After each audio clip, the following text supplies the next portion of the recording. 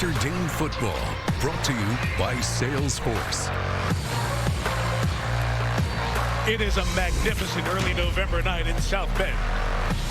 And we're at Notre Dame Stadium, where for 91 years, some of college football's biggest moments have taken place. 15 years ago, the last time number 1 visited, top-ranked USC needed a push from Heisman winner Reggie Bush to defeat the Irish in a classic. And 27 years ago, the game of the century, when the second-ranked Irish knocked off Heisman winner Charlie Ward at number 1 Florida State. Tonight was supposed to be the night the current face of college football had his moment in this legendary spot. But Trevor Lawrence is out, replaced by the uber-talented true freshman DJ Uiagalelei, trying to get Dabo Swinney's Clemson Tigers a 37th consecutive regular season win. What an opportunity for Notre Dame. Brian Kelly's Irish finally get a top-ranked team on their turf, as Ian Book, one of the winningest quarterbacks in school history, goes for one they would remember here forever. The key players in this historic stadium as number 1 undefeated Clemson visits number 4 undefeated Notre Dame. Let's go to the northeast corner of the stadium. Tigers ready to come out of their locker room. About 50 yards away, the Irish doing the same. As they wait, here's Brian Kelly with words for his team a moment ago. Else. Play with that fearlessness that we've talked about. Play with that passion. Play with that juice. And play with a playmaker's mindset. That's how we win this football game. 4 quarters. It's going to be a battle. It's going to be a great opportunity. But keep the basic tenets of football first and foremost in how we play Notre Dame football. It's going to be an awesome night. Can't wait to watch it. Let's get one hell of a night. And here come the Irish.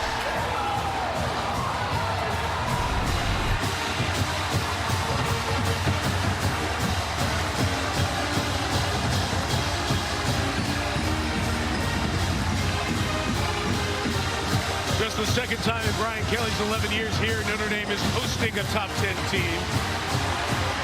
And his quarterback, Ian Book, the seniors, never lost a game in this stadium as a starter. 13-0. And here they come, the national champs in 2016 and 2018. Number 1 in the nation. Second ever visit to South Bend for 7-0 Clemson.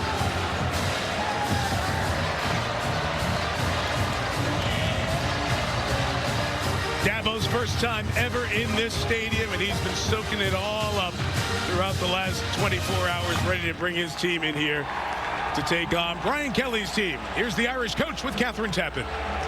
Coach, this Irish team has won 22 consecutive games here at Notre Dame Stadium, but tonight the top-ranked team in the country comes to town. What do you need to do to extend that win streak tonight? You know, I just told them we need to be who we are. Run the football effectively, take some shots down the field, and be defensively who we have been, not giving up big plays. And we've got to tackle well tonight. You know, they got a big quarterback in DJ, and Etienne is an explosive player. So some of the basic tenets of football are going to have to show up here tonight. Your quarterback, Ian Book, only has 3 losses as a starter for the Irish, one of those coming against Clemson in the college football semifinal 2 years ago. What have you seen from the development of your quarterback since then? Well, you know, he's obviously won a lot of football games. He knows how to win.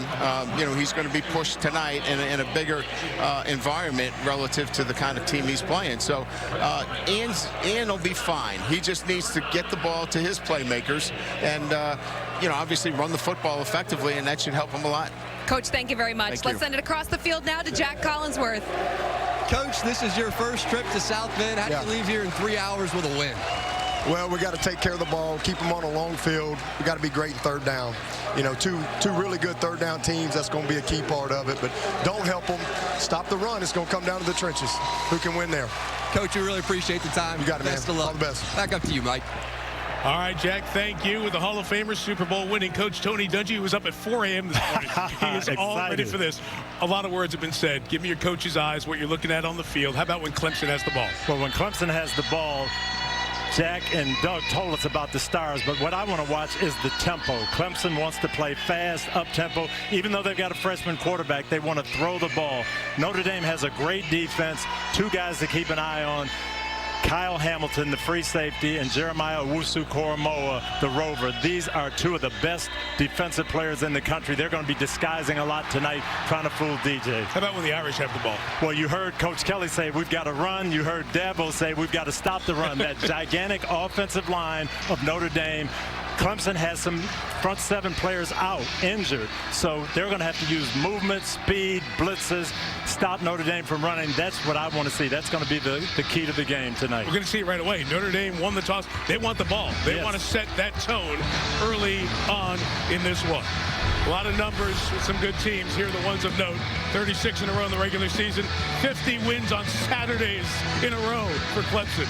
The Irish going for 13 in a row. Longest win streak in the country. 22 wins at home. Second longest. As Dabo Swinney said earlier in this week, this is college football at its best. B.T. Potter will kick it off for the Tigers. Notre Dame's freshman Chris Tyree back deep to receive. Number 1, number 4, and off we go from South Bend. Potter's kick will go into the end zone. It's a touchback. Notre Dame will start from its own 25. So we check out the senior Ian Book from El Dorado Hills in Northern California. 4 years ago, this guy was 5th string. Now he's top 5 on most of the big Notre Dame all-time passing list. He started against Clemson in that college football playoff national semifinal a couple of years ago. Then Catherine asked Brian Kelly about it, and Ian watched that tape, and he said, I didn't recognize that guy. He's matured, and he's improved a lot.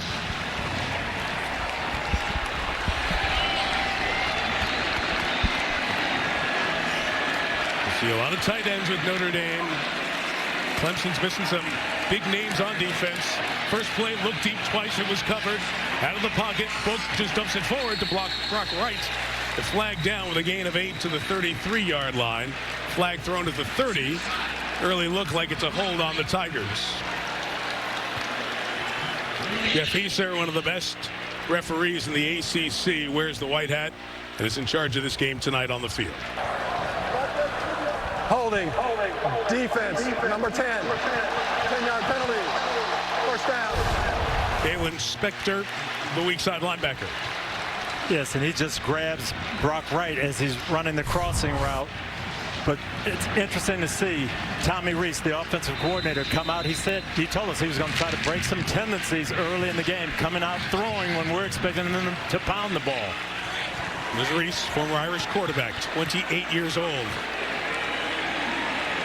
Same generation as his quarterback. Here's to give Kyren Williams left side into the secondary. Williams down the sideline. Kyren Williams might go. Notre Dame touchdown.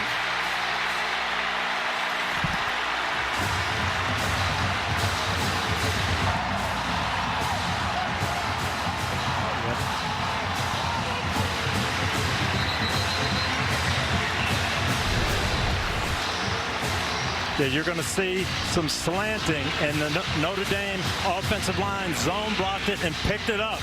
Created a great space, and then this is what Kyren Williams can do. He froze Turner, ran right around him, couldn't get him down. Big start for the Irish. 65-yard run for the sophomore from St. Louis, Missouri. His 8th touchdown, and the Irish start this one with a bang. Jonathan Dorr for the extra point. And in 33 seconds, Notre Dame said, we win the toss, we want the ball. We want to send a message. Message sent. 7-0 Notre Dame.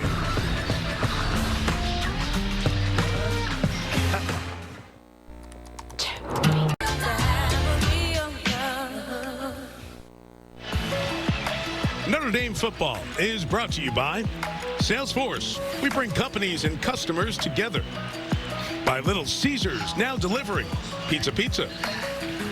By Discover, we treat you like you'd treat you. And by Allstate, you've never been in better hands. Fans of the Tigers, fans of the Irish, all settled in to watch this much anticipated matchup. And Kyren Williams, as has been the case, goes over to dap up his offensive linemen and thank them for the holes in the opening They've let a young man who said he was watching that college football playoff matchup of December 30th, 2018 against Clemson at home in St. Louis, ready to get here, and now he gets to be a part of this one.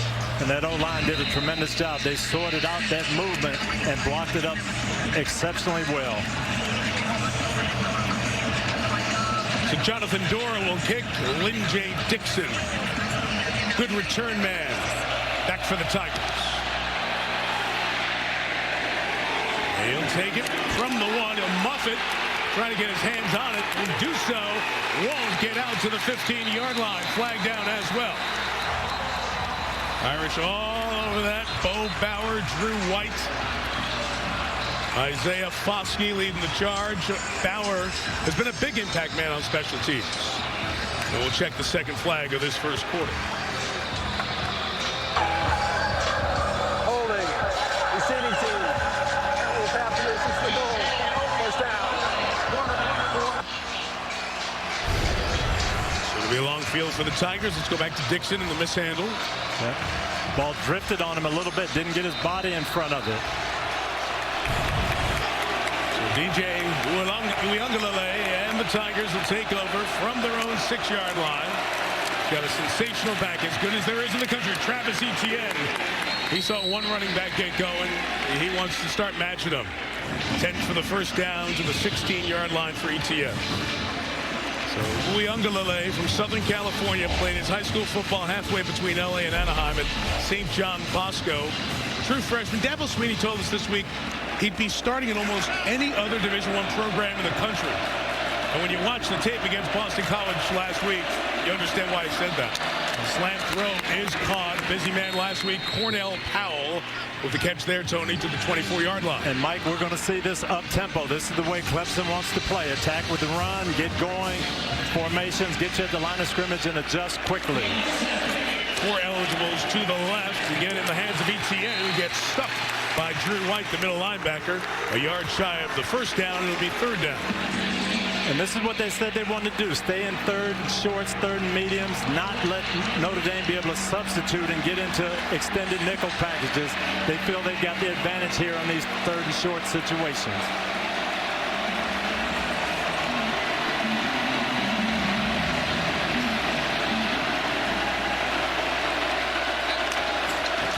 Motion Amari Rogers, the give to Etienne, not going to get there. Shane Simon, the linebacker, got off a block. He and Ade Ogundeji make the play. After one first down, the Tigers will kick it away. And this was really well done by the Notre Dame defense. You're going to see penetration by Heinisch early, but it was Shane Simon filling the hole, making the big stop.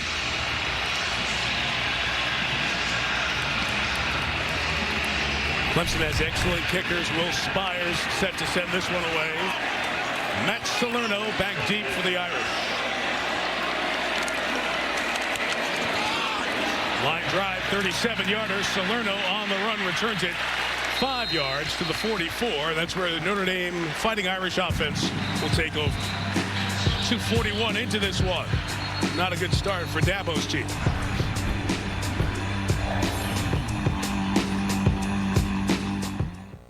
When managing diabetes. Bucks on NBC.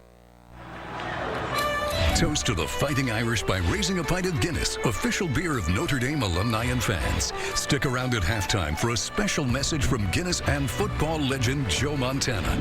Drink responsibly. In about 12 minutes, President-elect Joe Biden, Vice President-elect Kamala Harris will address the nation. We'll get the live coverage from Lester Holt and NBC News at that time. The game will move to USA Network. Ian Book stepping up, flushed out of the pocket, looking for a space to run. He'll lose a yard as he stopped at the 43-yard line. So in about 12 minutes, this game will go to USA Network. It's also available on the NBC Sports app. As soon as Lester and the coverage from Delaware is concluded, we'll be back here on NBC for the remainder of the game. So you have the options laid out for you for the next 10 minutes. Notre Dame was trying to take a shot there, Mike. 3 tight ends, make it look like run, go for the home run. Second down and 11 for the Irish after the loss of 1. Clemson brings pressure. It's a run for Kyren Williams. Mark him up at the 47-yard line. And 3 yards there with 3rd and long coming up. And again, we want to keep an eye on this. Kyren Williams hit pretty near the line of scrimmage, ends up driving forward, making 3-4 yards. Yards after contact. He called them bully yards when he talked to us. The Irish get set for this 3rd down. We'll see what Brent Venables and the Clemson defense dials up. Confusion and pressure. They're so good at it, but they are shorthanded. They're missing 3 of their best defensive players here tonight. 3rd and 7. Here they come. Pressure picked up. Book takes a shot downfield, and it's caught by McKinley at the 26-yard line. Devon comes back to get a gain of 27 yards. 1st down, Irish. And you're right, Mike. They did come with the blitz. They heated it up, but Kyren Williams is going to come across and pick this up, make the throw possible, and then it's just a one-on-one. And Javon McKinley goes up and gets this ball. This is what they're counting on. Clemson puts a lot of pressure on their corners. Notre Dame needs to hit these shots. And Venables said they had to be better on the ball in the air, and they weren't there. 1st and 10 for the Irish from the 25. Williams for a yard. The son of the defensive coordinator, Jake Venables, with the tackle. So you have those guys who are catching and running the ball around Ian Book. Williams, who scored. Skoranek, the grad transfer from Northwestern. The tight ends are excellent. Up front, fabulous group. They are now 142 total starts, including tonight. It'll be Tommy Reese on the right, trying to get his guys to set a tone offensively, and Brent Venables with the pressure, trying to change it up. 2nd down design run. Book to the left. We'll get to the 19-yard line as he lowers his shoulders. And Tony, that extra 3 yards turns it into what the Irish really want, 3rd and 4. Yeah. Both coaches and staffs talked about this. We've got to get them defensively. We've got to make it 3rd and 7, 3rd and 8. Offensively, we want to make it 3rd and 2, 3rd and 3. And you're right. Ian Book just finishing that run puts it in a manageable 3rd down.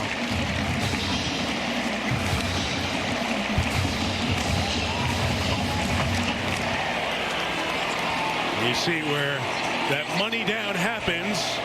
Both teams have cashed in this year. 3 tight ends. Wilkins, the receiver. They'll throw out of 3 tight ends. Tommy Tremble, one of those tight ends. 1st down, Irish at the Clemson 11. Yeah, Clemson came with another blitz. Again, picked up very well. Running back steps up, picks it up, gives him time, and then this is just Tommy Tremble releasing. When you pick it up, Ian Book has the time to make a good read and a good throw.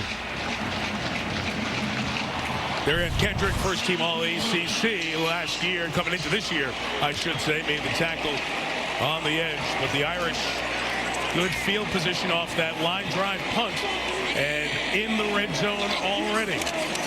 From the 11, again a designed run with Book. It's a yard to the 10-yard line. Balin Spector with the tackle. Tommy Reese, the offensive coordinator for Notre Dame, told us he was going to try to break some tendencies, and he's doing it. Design runs with Ian Book, passes out of 3 tight end sets, doing a great job mixing so far.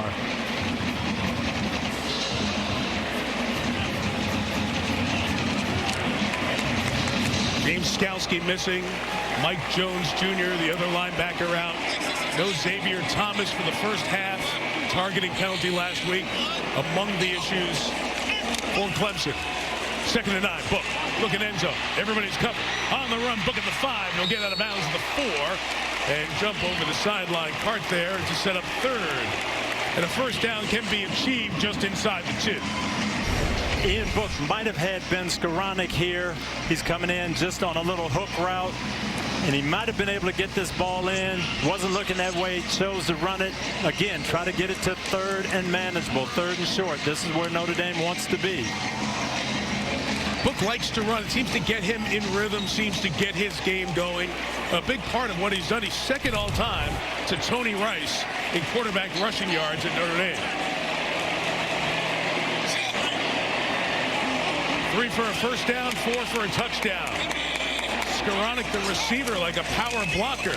And on the hand, Williams, shy of the 1st down at the 1.5. This is going to be close. Another good finish to the run. Looked like he was short, but I think he might have finished it well enough to get the 1st down. Got to get right to the one. Line judge came right in and said 4th down. Looks like the Irish are going to go for it.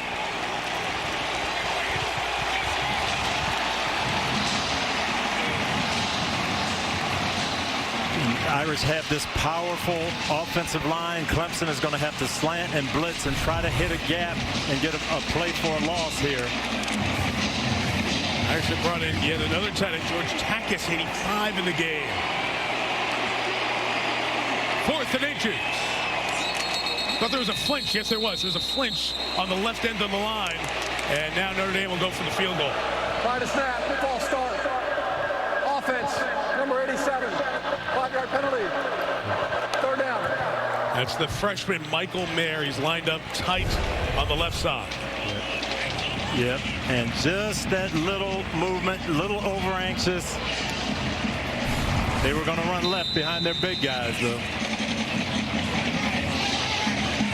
So Jonathan Dorr will have a chance for a field goal here. You see Dorr's numbers on the season. He's only missed 2. This will be from 24 yards. Clemson had good pressure on that extra point after the opening Irish touchdown. Pressure here. Dorr bangs it through. And in the first 9:05 of this one, Notre Dame has scored on its first 2 possessions. 10-0.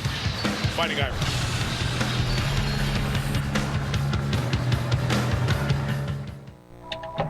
This is the... Get ready for the workday. Wednesday's most watched dramas are back. Chicago Med, Fire, and PD. Chicago Wednesdays return this Wednesday on NBC. Awesome city, a heartbeat of the Midwest, 95 miles from South Bend. Chicago, don't start thinking we're connecting your city and a quarterback who's going to be in the draft next year.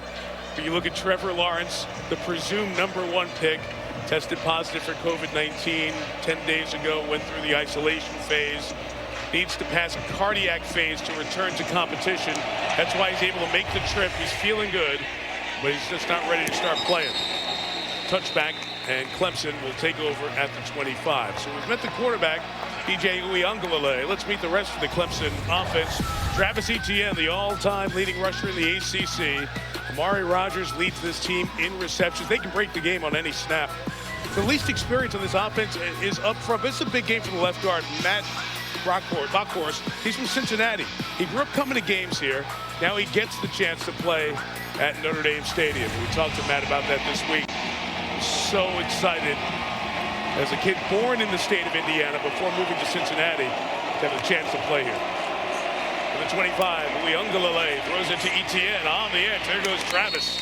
Gain of 7. Usu Koromoa with a tackle for the Irish. This is what Clemson did last week. They wanted to get the ball to Travis Etienne, not necessarily in the running game, but spread him out, get it to him in the passing game. And he has worked on that part of his game, and he's been outstanding. 7 receptions, set a Clemson running back record for receiving yards last week. Still does this, fights for that extra yard as Shane Simon and Justin Adamiola bring him down. Matching wits when Clemson has the ball. 2 guys who are future head coaches in college football, we think. Clark Lee and Tony Elliott. Just outstanding coaches. They really connect with their players, and very, very smart men.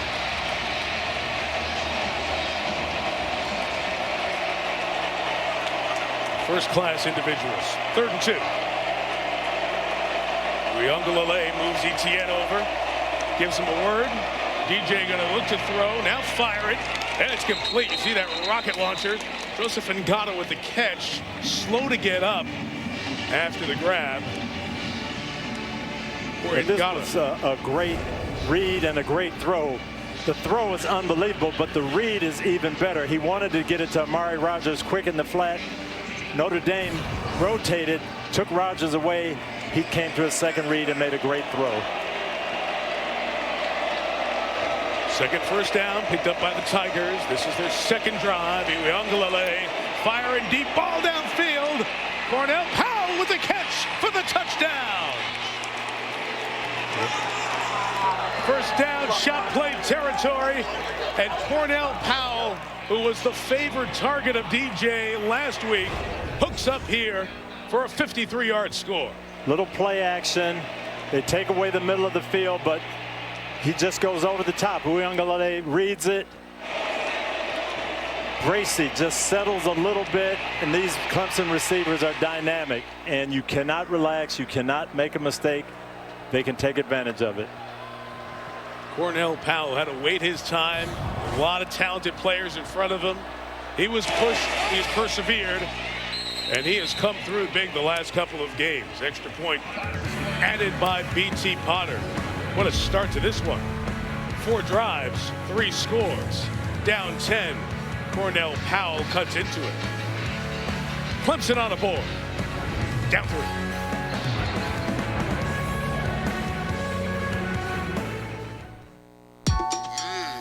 Bucks on NBC.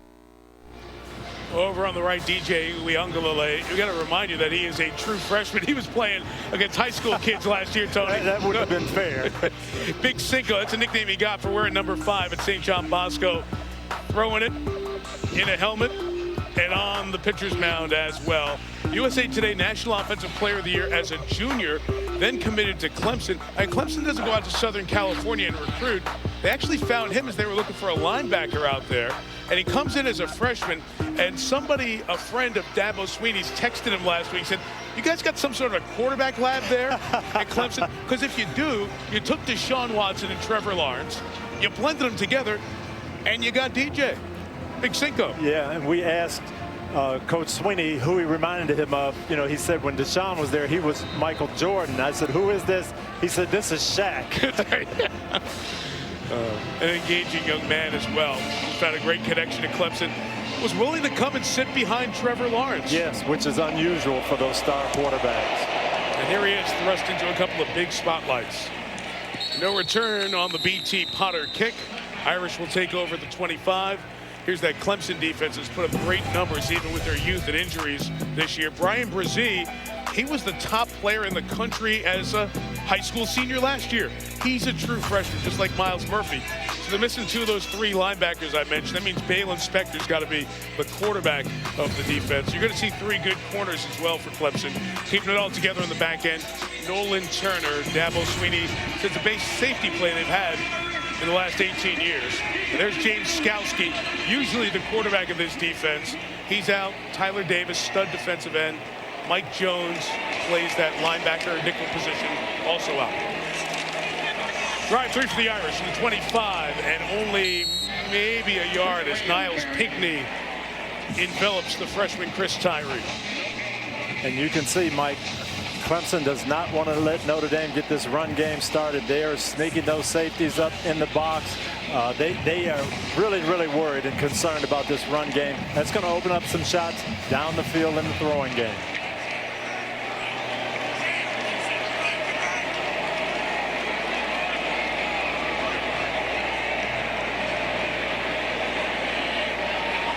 Irish using the width of the field here. Book protected, nothing open, chased by Brzee. They'll get to the 31, maybe the 32, to set up 3rd and 3 for Notre Dame. Yeah.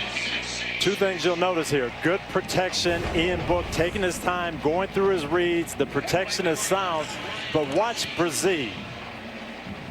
Mike, you talked about him. This is a guy with some speed and athleticism for a big man. He's 6'5", 300. He and DJ are roommates. Can you imagine that room? You got a couple of #1 overall guys in terms of high school recruiting. Clemson has bankrolled its success into fabulous recruiting. Showing pressure here.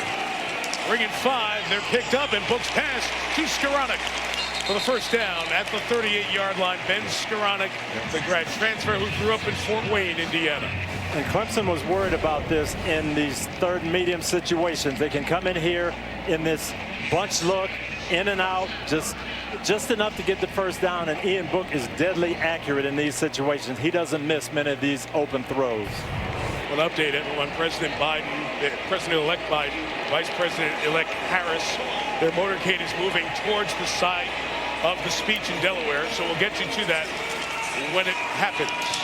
Give to Kyren Williams to the left to the 42-yard line, and a good pickup of 4 on first down for the Irish. Same stretch play that Kyren Williams scored on, running to the left. This time he's got Tommy Tremble as his lead blocker in front of him. He finds his way through, sorts it out for Kyren Williams, and this is a good, effective first down run. This is what Notre Dame wants to do. Keep those chains moving, stay in manageable down and distance situations.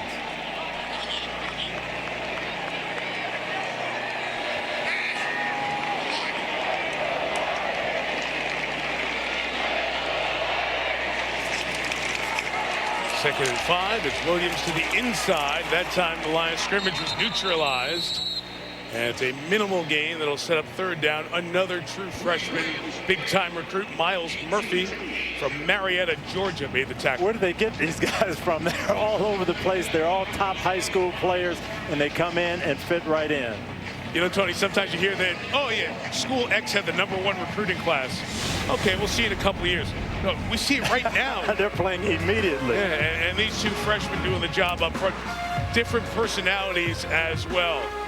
Murphy, a little more mild-mannered. Brazee, he's got some energy, he's got some juice, a little more life in the party. Both of them are pretty darn good and playing important snaps for the Tigers this year. 3rd and 4, they bring 5. Notre Dame picks them up. The book pass complete. Tremble for the first down. Tommy catches it at the 42. It's a gain of 16. This is tough coverage for any defensive back. Tommy Tremble's in the middle of the field. He's got a two-way go, breaks inside, away from Zanders, and again, a ball right on the money between the 2 and the 4. Good protection, very accurate throw.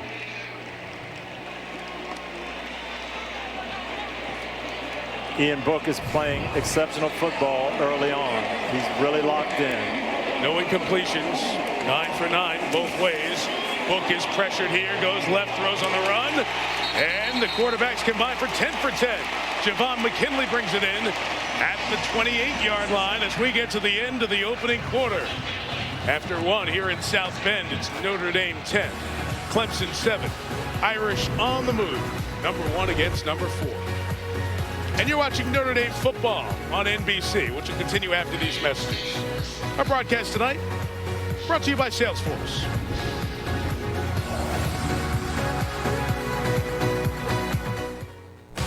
We only get aerial coverage on this Saturday night brought to you by Geico. 60 degrees. Incredible weather for the first Saturday in November. Notre Dame with 166 yards in that first quarter. Clemson only gives up 275 a game on average this year.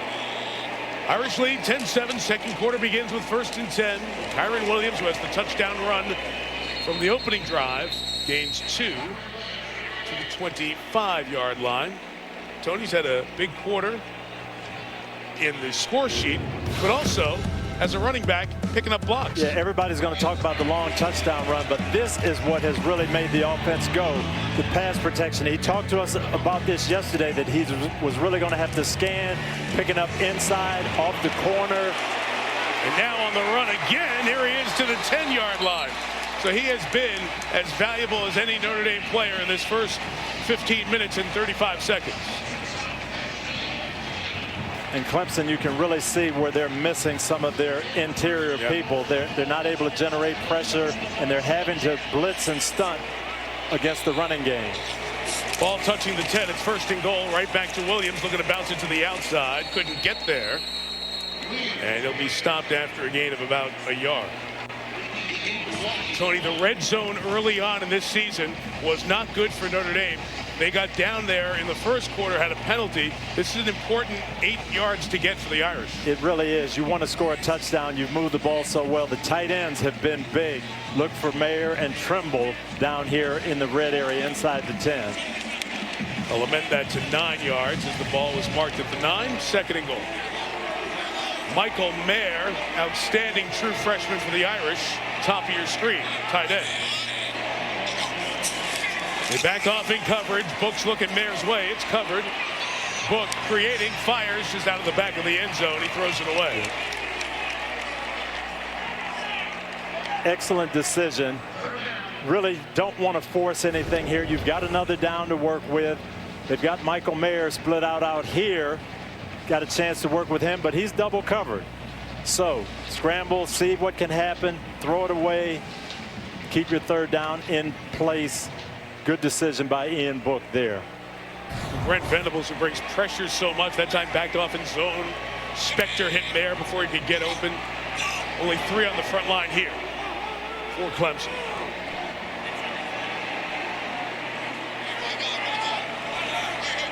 Late clock at 3.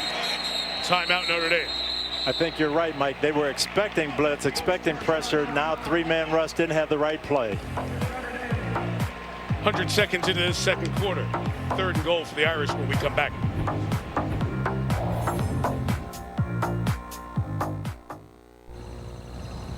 Into your next pursuit. Notre Dame football is brought to you by Geico. You can save even more by bundling home and car insurance. By Wendy's new pretzel bacon pub cheeseburger. Try one today. And by Just for Men mustache and beard for a grade-free game day.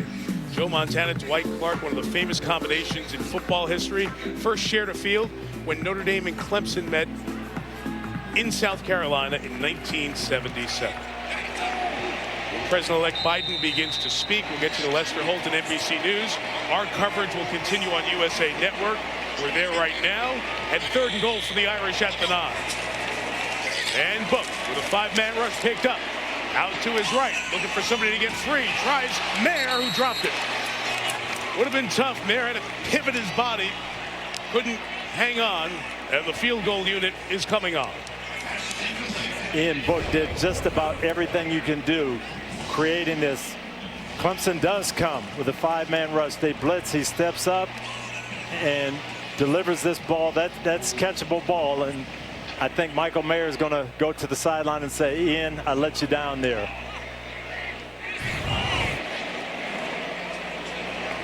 "27 yards for Jonathan Dorr. Out of the hold of the punter, Jay Bramlett. And he knocks it through. So the Irish get inside the 10 twice and only get 6 points. They've scored on all 3 drives. Brian Kelly's team leads 13-7. Very few coaches have done it as long as Brian Kelly in modern college football. 30 years as a head coach, 11 at Notre Dame. That's one of only 5 to spend a decade coaching the Fighting Irish. And the results have been there. The 5 10-win seasons, tying Lou Holtz for the most in school history. After that 4-8 season in 2016, a pivot and a program acceleration. 39-6 since being the college football playoff a couple of years ago and losing to Clemson in the national semifinal. Well, that's been the point people would bring up, Tony. 3-10 against the top 10 teams in the country. They haven't gotten that quote signature win.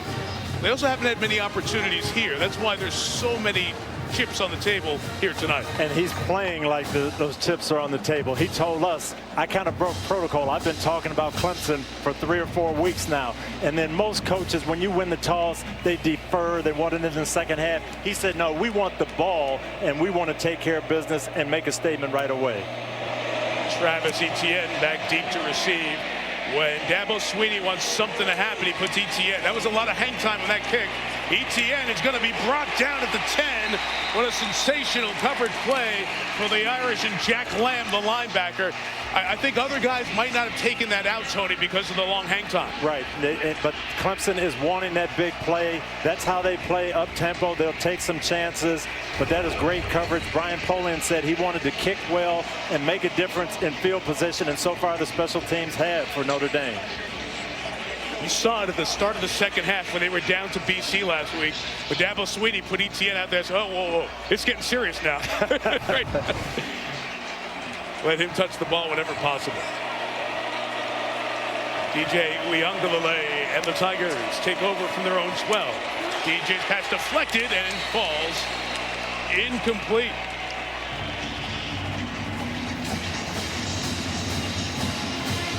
And Shane Simon, I believe, got a hand on that. It was. A couple of big plays for the junior from New Jersey.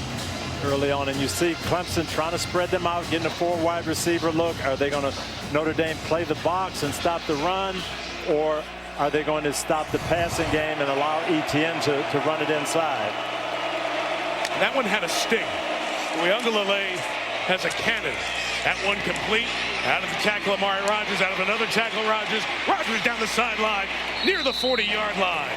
Big pickup of about 28 yards for the elusive and slippery Amari Rodgers. And Mike, you can see why it's so important for Notre Dame to score touchdowns when they have an opportunity, because these guys are explosive. Clemson can make plays. This is just a short option route, looking for a 5-yard gain. Amari Rodgers turns it into a big play. That's the kind of ability these Clemson receivers have.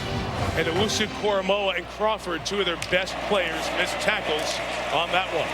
ETN running into traffic. Jalen Hayes is there. Drew White is there for the Irish.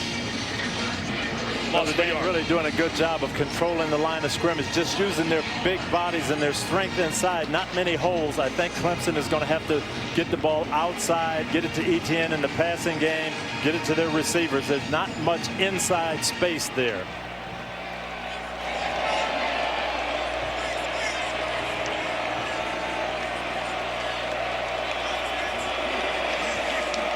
Clemson's third drive. Punt on the first, touchdown on the second. Uiagalelei on the throwback. Amari Rodgers got a lot of blockers. He's got a lot of speed. Rodgers on the run inside the 30. Brought down to the 27-yard line by Drew White. Big flip of the field there to Amari for 34 yards. Really a well-designed play. Rodgers comes in motion. They fake the jet sweep. It looks like a bootleg to the right. All the actions to the right, but they lull you to sleep, get it out to the left, get it in the hands of their playmakers. And again, lightning strikes. That's what Clemson wants to do. Rodgers and ETN getting things going. The Irish bring pressure. ETN tripped up by Kyle Hamilton. At safety, sophomore from Atlanta. Terrific player. Trips up another good one. Usually he's in the middle of the field, playing center field. He starts out there, but watch him time this blitz, hit it, and he actually blitzes, comes from 10, 11 yards deep and makes the play behind the line of scrimmage. Exceptional play. Doug Flutie mentioned the pregame show. From his first snap in this stadium, you've seen Kyle Hamilton make plays that you say, wow. 2nd and 12. Uiagalelei over the top, too high, incomplete. Ngata hurt earlier, back in the game. Didn't look like he was running smoothly on that play.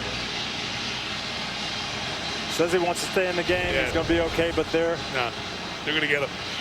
Get him out. And again, this was the RPO, the run pass option. Uiagalelei made the right read, had him open, but threw it behind him. If there was one thing you noticed in the freshman, some high passes against BC last week. Yep, ball sailing. He's really putting a little bit too much mustard on it. Field goal from here in Potter's range, 46 yards. 3rd and 12. Flush to Uiagalelei. Throws complete for the first down. That was mustard when he needed it. I mean, wow. Spicy mustard, yes, too. Amari Rodgers to the 13. First down, Clemson. And again, much as Ian Book has done, just moving around away from the rush, but when he notices a guy open, that ball gets there quickly and on target. Rodgers just finds the open space here against the zone, stays on the move, and that ball is right there. We're heading over to USA Network in a minute, and then be back after coverage of the president-elect's speech. Uiagalelei runs to the left and is shoved out of bounds by the corner, Nick McLeod. So once again, the NBC Sports app or USA Network is where we will continue our coverage of Notre Dame Clemson after the coverage of the speech by President-elect Biden and Vice President-elect Kamala Harris, anchored by Lester Holt and our news team. We'll be back with you for the remainder of the game here on NBC. Sneak in one more play before we move over to USA Network and throw it to Lester. 2nd and 11 for Clemson.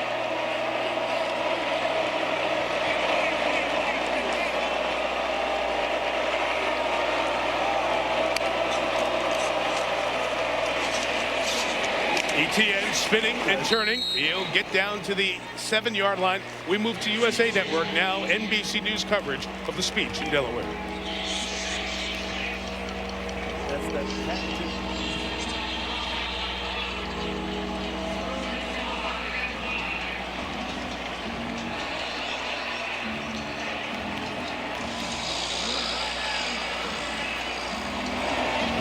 still here for a moment, so we'll sneak in 3rd and 5 as they continue to await the speech in Delaware. Now they have gone over on NBC. We're with you on USA. Blitz coming. Uyunglele throws it incomplete. Tremendous blitz by Bo Bauer for the Irish will force 4th down. They're coming after him, and this was great timing on the blitz. Clark Lee dials it up, heats it up, right up the middle. Little miscommunication by Etienne in the center, and they didn't get it picked up. Bo Bauer makes the play. Caused just enough confusion there, Mike. Red zone defense. Both sides have come up very big, limiting touchdowns to field goals. B.T. Potter from 25 knocks it through. 13-10. The Irish lead is 3. 6.5 into this one. Well, you have played in and coached so many big games, the biggest games of all, like a Super Bowl. Watched a 1.5 here. Now things settle in a little bit. So what are you noticing? And that's what you have to tell your team. Just let's relax and see what happens. What I'm noticing is Clemson is having trouble running the ball inside. Notre Dame is big and physical. I think Clemson now has to say, we've got to win this game throwing the football. Notre Dame is doing what they want to do. They've gotten some run game going. They have some passing game going because Clemson has to crowd the line of scrimmage. They have to blitz and pressure. I look for Notre Dame to throw a little bit more in the second quarter as well. And Tony, are those conversations that Brian Kelly and Dabo Swinney are having with their coordinators at times like this after possessions end? You absolutely are. You're saying, hey, here's what I see. Here's what I think we're going to have to do. Let's try to dial this up in this next series. Dabo's beaten Brian Kelly in the 2 meetings between these teams.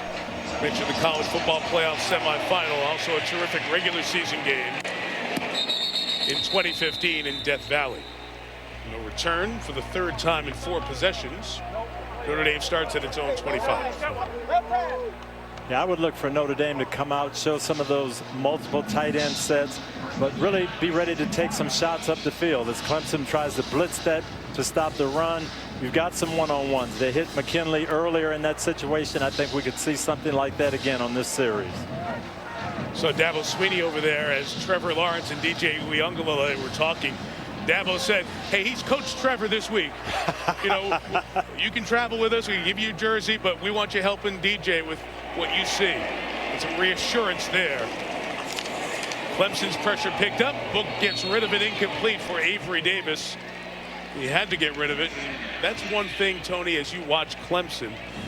They love to heat you up and get you out of any rhythm you might be in.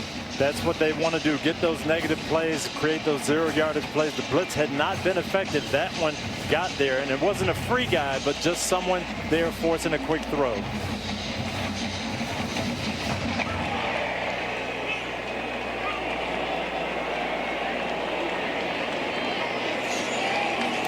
Second and 10, a second throw. It's Skoranek on the side who's got it. Ben Skoranek fighting for that first down, and he got it at the 38-yard line. This young man went out to California to work with Ian Book in the offseason because he knew he'd have 1 year here. Wanted to make sure he was on the page with the quarterback.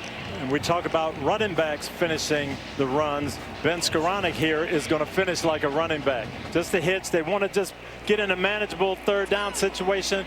But he breaks 4 tackles, fights, yards after contact, 1st down. Book 6 of 9 passing, 2 of the 6 to Skoranek.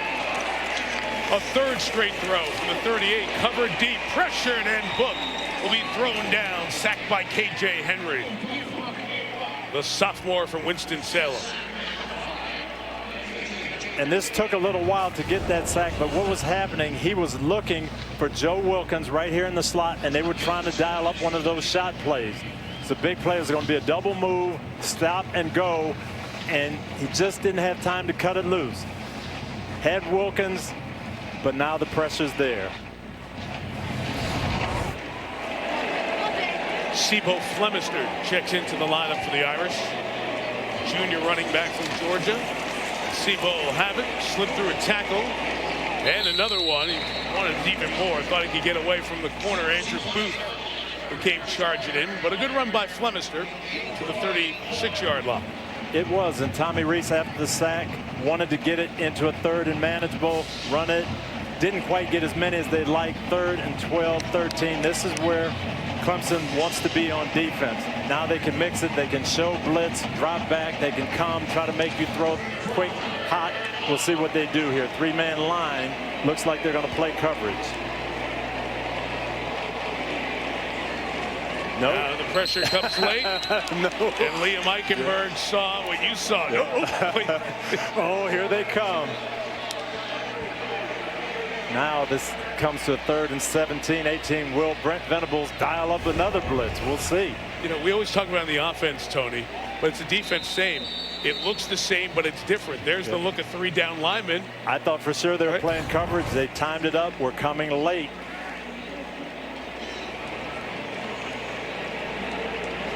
Watch the draw, watch the screen, watch everything. So they're coming again. Here's Book taking a shot downfield towards Avery Davis, and it's incomplete.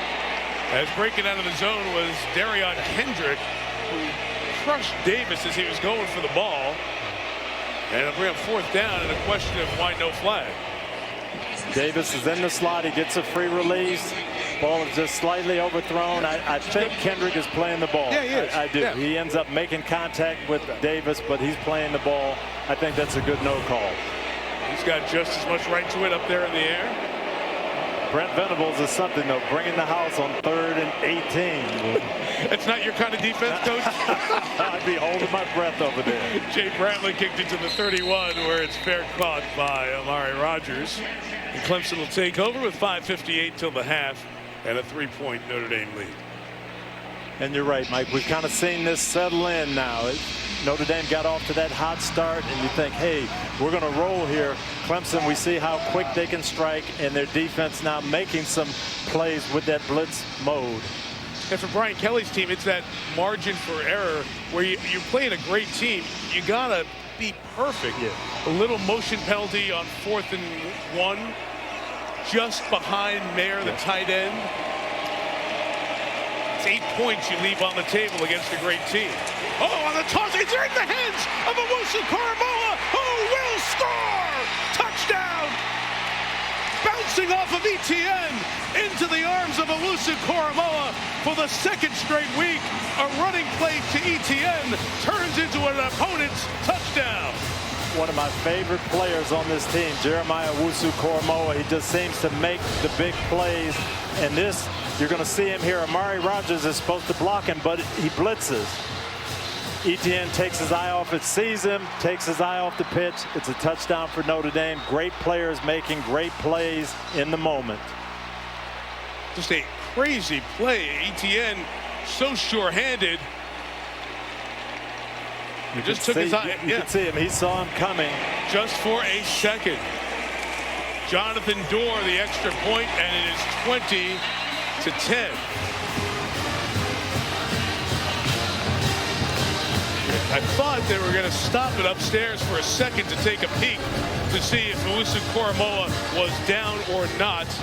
They didn't. It looks like he was a hair shy of the plane of the goal line. Terry McCauley is with us, our rules analyst, back in the studio. Terry? Yeah, Mike, this is a great shot. His knee is clearly down, and the ball is clearly short of the goal line. This should have been stopped, and replay reversed this. Been down at the 6-inch line, but usually, Terry, especially after a score, you take as much time, maybe even more time in a college game where you look at every play so you get a chance to check out all the angles. Certainly, Mike, there's no rush here. He's got all the time in the world, and he's got all the shots, so he should have been able to see that he was short and get the game stopped. Interesting right there, Tony, is both Dabo Swinney and then Trevor Lawrence go over to ETN, who, you know, that never happens to your star guy, and now it's happened back-to-back games. Well, we know what happened last time this happened. Travis came back huge. We'll see how he responds. Lynn J. Dixon's return. Jordan Botello is going to throw him down back at the 15-yard line, and the Irish sideline explodes. ETN fumbled at the 1-yard line last week, and It was a touchdown, run back for a touchdown. He came out with a fury after that and had a huge game. So I would look to see them get the ball back to ETN here very quickly.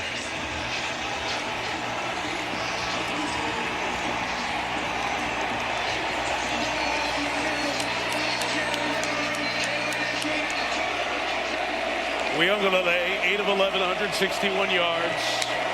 1 touchdown. Clemson doing very little on the ground. ETN with a purpose is hit hard.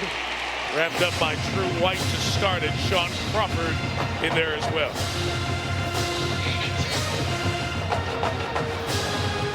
Again, that Notre Dame front is very impressive, and I really believe Clemson is going to have to use the play action passes in the throwing game to move this football. 2nd and 8, fake to ETN. Uyunglele with the throw, incomplete. Irish had everyone covered. The touchdown that Notre Dame gave up on that 53-yard score was only the 3rd touchdown given up by the defense in the last 14-plus quarters. Remember, there was an offensive score by Georgia Tech, but Clark Lee's group has done an exceptional job of keeping the opponent out of the end zone. And this is where they want to be. They want to be in 3rd and long. They've got their NASCAR group out there now where you've got fast rush men, 3 defensive ends. They can pressure out of this look and play man coverage. 3rd and 8. Uyunglele fires complete. Rogers lost the ball. It's on the ground. It's picked up by Nick McLeod. For the moment, it is ruled a catch and a fumble. An Irish ball at the 25. But I'm sure there'll be conversation and a long look at the replay booth. And this is one thing we've seen with Clemson. They have been loose with the football. We'll have to go to Terry on this one to see if he had it and maintained it long enough for it to be a catch. Owusu-Koramoah there to knock it out. Terry, what do you see? Control, body part down, and maintain control long enough to perform an act common of the game. It looks to me like he tucks it up and turns upfield. That's an act common of the game. I do believe this is a catch fumble, and it should stand. Jeremiah Owusu-Koramoah is all over the field just like he is. It's the punch out as that really almost 3rd step was coming down. There's real time.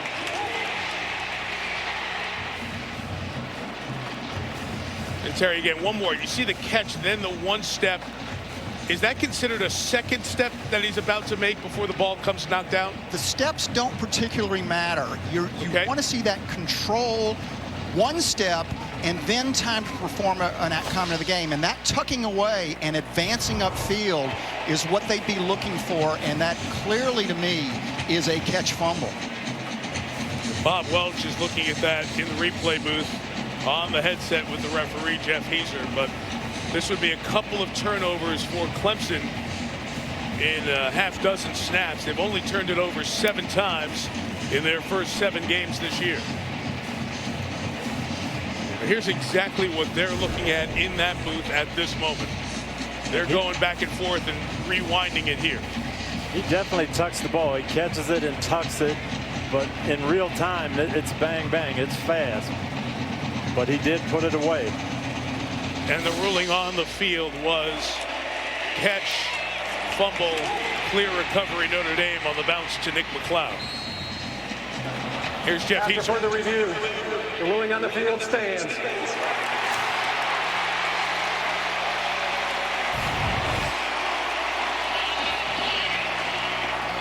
So Clemson has turned it over on back-to-back possessions here. The first one led to a touchdown on the turnover.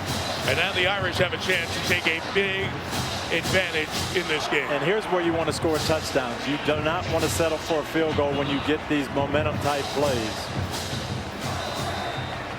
And it's Dabo Swinney's 2 best offensive guys, and Amari Rogers and Travis Etienne, who have lost it. Full credit to Owusu-Koramoah. For 25, the Irish will run with Kyren Williams. Niles Pinckney there to start the tackling party for the Tigers.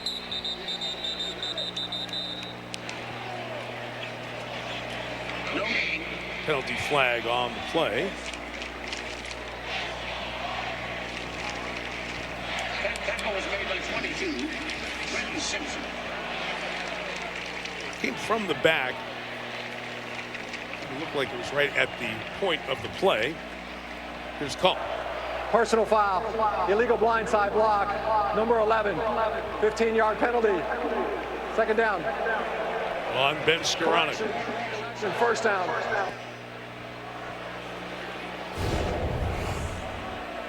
And you can see he's going to come in, motion in, and block Sanders, the safety. Terry McCauley's giving us the thumbs up that this is a block from the side. That is considered a blindside block. So it's a 15-yard penalty. It takes it back to the 40-yard line. Glad our great stats team put that number up. That is incredible. Last 17 games after a turnover, they haven't allowed a point. Book Williams in trouble. Lost his helmet, held on to the ball, and lost a couple of yards there. Wow, he was just crushed. Spector hit him, Murphy hit him. He'll have to come out for a play. A lot of pursuit. Clemson has team speed, and they hustle to the football. Spector with a nice hit there, but you see the whole Notre Dame crew coming. Watch Brzez's left arm. His arm's right there to knock him, and happens to get him without the helmet right across the face. He moves. He hustles for a big man. Williams out. The freshman Chris Tyree is in at second and more than a quarter of the field. This is picked up. Book didn't see anything he likes. He'll take off. He'll get pushed forward by the hit. They'll mark him at the 37-yard line. So a gain of 5 as the Irish try to get themselves back somewhere close to field goal range here later stages second quarter. Just very good coverage downfield. No one open. Ian Book then tucked it away, made something positive happen there. So now it's an interesting chess match. Does Clemson blitz again, try to knock you out of field goal range? Do you go for the home run knowing they may come after you, or do you just try to pick up 8-10 yards and get in field goal range?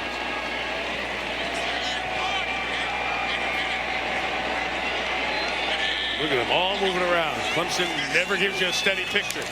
They rush 3, Book in between the numbers to Tremble. That gets him in field goal range. It's a 45-yard opportunity from there for Jonathan Dorr. And when you were second and 25, that's pretty good result. No, this is good, smart football. Zone coverage. He sits it down. Again, very accurate ball. Give your field goal kicker a chance to put points on the board. Good earlier from 24. Before Dorr's 45-yard attempt. Clemson takes a timeout. Charge timeout. Clemson, 30 seconds. So while we have a moment, we'll remind those of you watching us on the app or on USA Network that over on NBC, what a night tonight. It's Saturday Night Live. Dave Chappelle is the host. The Foo Fighters, the musical guest. I'm going to guess the folks at Studio 8H were coming up with some new material as the news of the day transpired. Saturday Night Live, live across the country over on NBC. 11:30 Eastern, 8:30 Pacific, or thereabouts tonight. Mike Tirico, Tony Dungy, Catherine Tappan, Jack Collinsworth, Doug Flutie with us as well here at Notre Dame Stadium. Number 1 here for the first time in a decade and a half.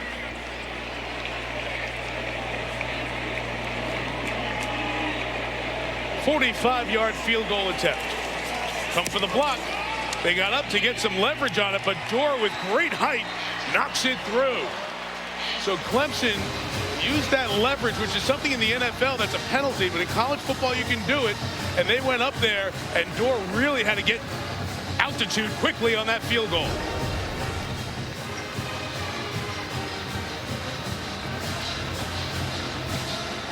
That is well done. Kicked it high and right down the middle. You're going to see Clemson try to come in here and extend, get their arms up, but no chance to get that kick. Outstanding for Dorr is now 9 of 11 on the season. A 45-yarder. And Mike, this becomes a big drive for Clemson now. They need a score here, knowing that they get the ball to start the second half. So as badly as things have gone, with 13 points down, you score here, can tell yourself, hey, we're back to a one-score game and we get the ball. So this is critical. Notre Dame wants to not give up that momentum, see if they can stop them.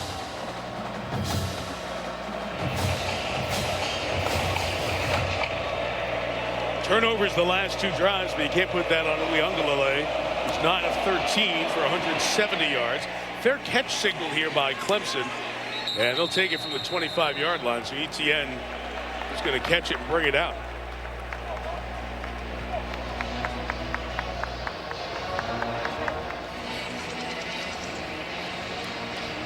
There you go, Tony. That yards per carry is down, and in general, there's been nothing on the ground for the Tigers. 9 rushing attempts for a total of 15 yards. So you said it earlier.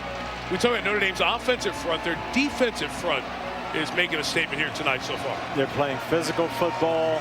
They are really clogging things inside, and it starts with the 2 tackles. They're commanding double teams, keeping the linebackers clean, and Clemson does not have the physical offensive line to deal with that. First down. Uiagalelei throwing, and it's caught by the tight end Galloway. What a throw. Across midfield to the 48-yard line, a gain of 27. Really a good throw, and this was designed for zone coverage. Galloway is just going to come in and get behind Shane Simon. In between he and the corner, 3 deep coverage, and they find the open spot. The ball is lined in there.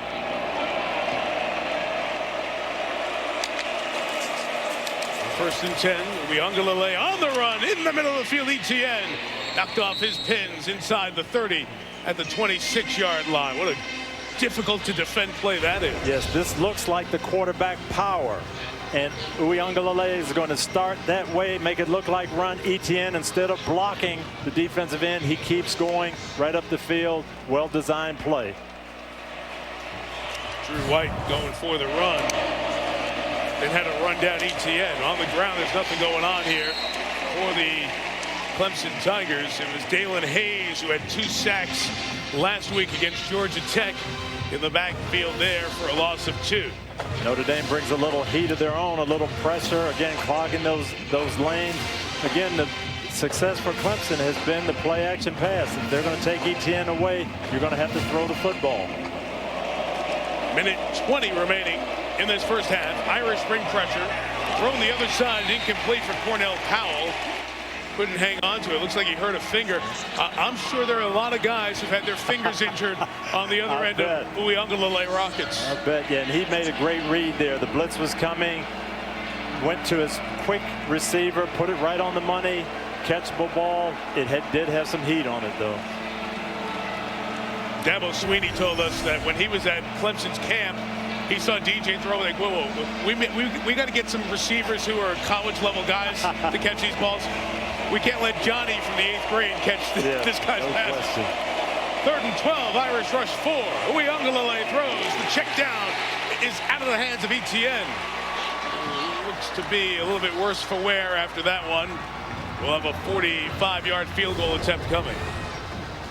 This was Seams with a check down, and if he waited it out, he might have had a chance to get those seams in there, but I'm thinking he's thinking just field goal position, make it a little easier for our kicker.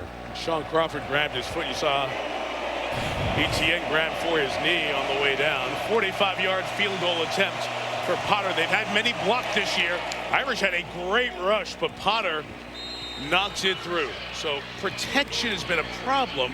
3 blocks from Potter all in one game against Miami, but somehow that got through a bunch of arms, and it's good from 45. Yeah, you saw the penetration there, but he got the ball up high as well. Got that good elevation early. So 1 minute and 32 after the Irish 45-yard field goal. Get one from Clemson. So I guess if it was Sunday morning, you're watching Notre Dame replay, it'd be after an exchange of 45-yard field goals.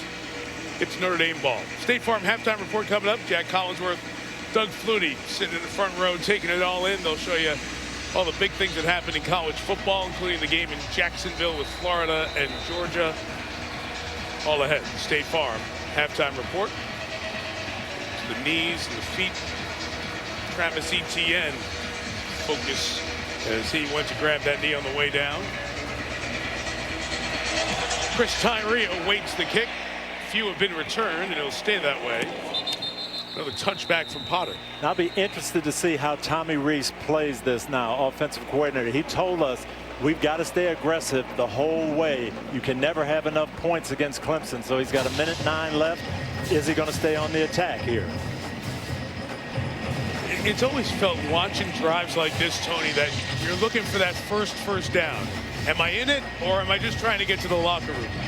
So it's always interesting to watch this first call.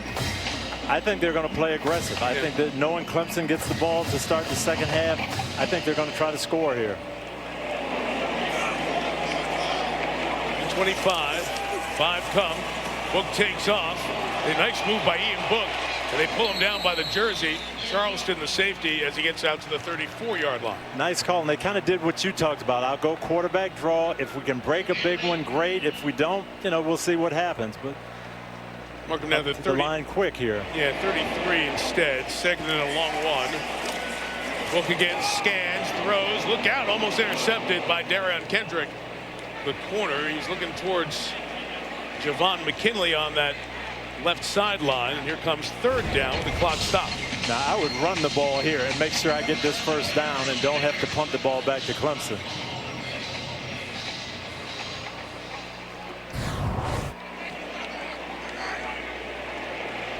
Irish go empty here. Let's see if this is okay. They bring Kyren Williams back in the backfield. There you go. Give it to him. He'll get the first down.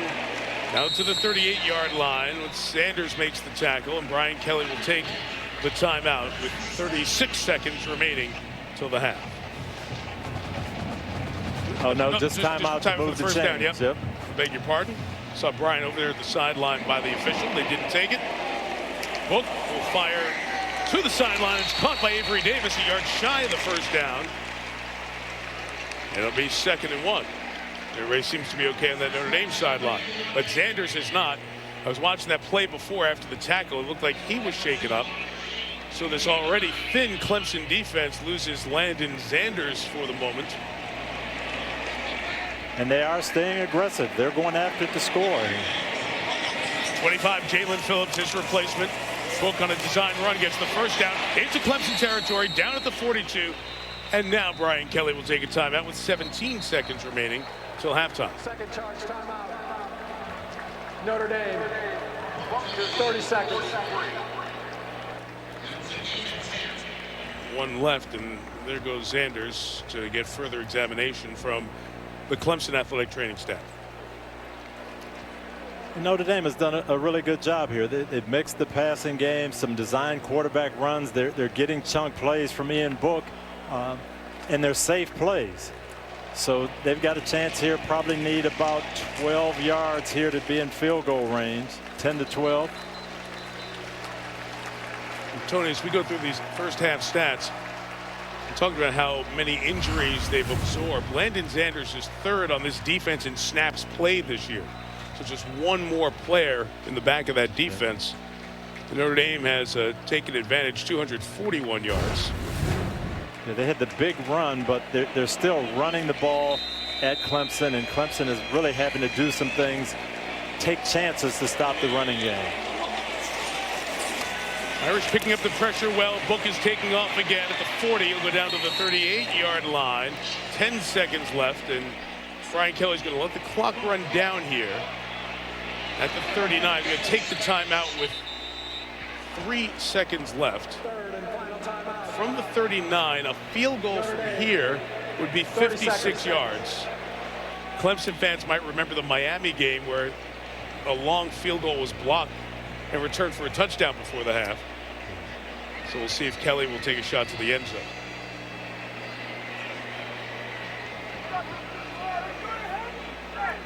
Jonathan Dorr moving towards the field here. I think Coach Kelly's got confidence in him and let him take a shot.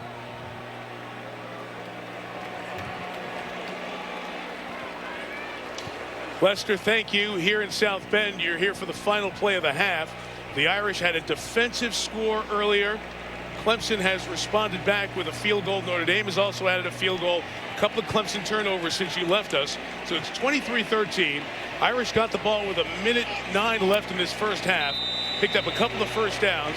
And now Jonathan Dorr is about to try a 57-yard field goal, which would be a Notre Dame school record.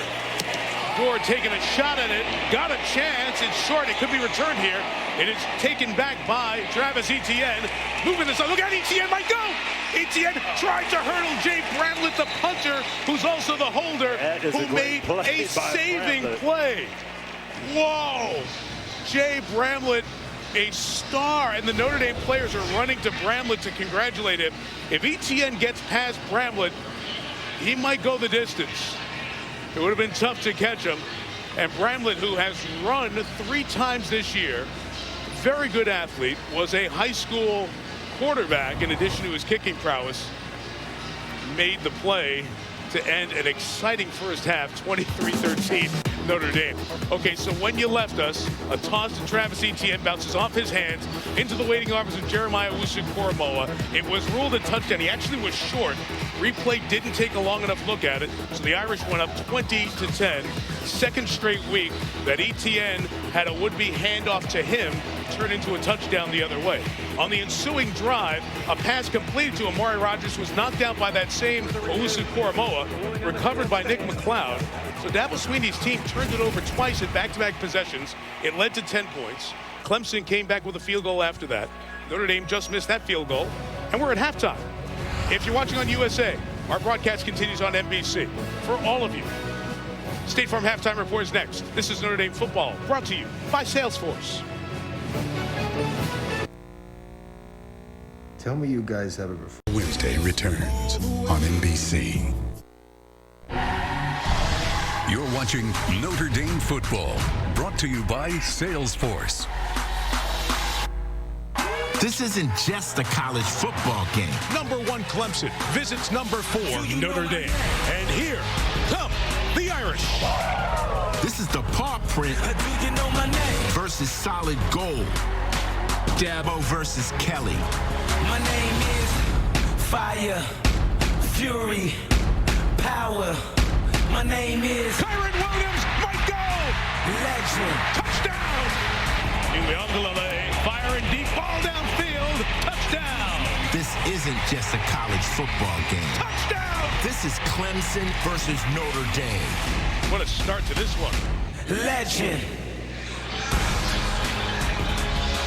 We thank Ice-T, setting the table for the first 30 minutes. Looking ahead to the last 30. Couple of turnovers, the difference. Irish by 10. Here's what Brian Kelly just said to his team in the locker room. Kicking off, we're gonna kick off to start the second half, and our defense is on the field. Let's set this up. Hey, buckle up. It's 4 quarters of football. It's the greatest challenge that each individual and this team has had in so long. Let's go answer the challenge and win a game. Let's go. Kind of sense the energy and the momentum of that Notre Dame team, and that's the way Brian Kelly coached and his team played in the first half, Tony. Yeah, they really did. They played with energy. They played with enthusiasm. Now they've got to keep the pressure on in the second half. And if I'm Dabo Swinney, I'm telling my team, hey, they're concentrating on stopping Travis Etienne. Receivers, you've got to step up. You've got to win the game in the second half.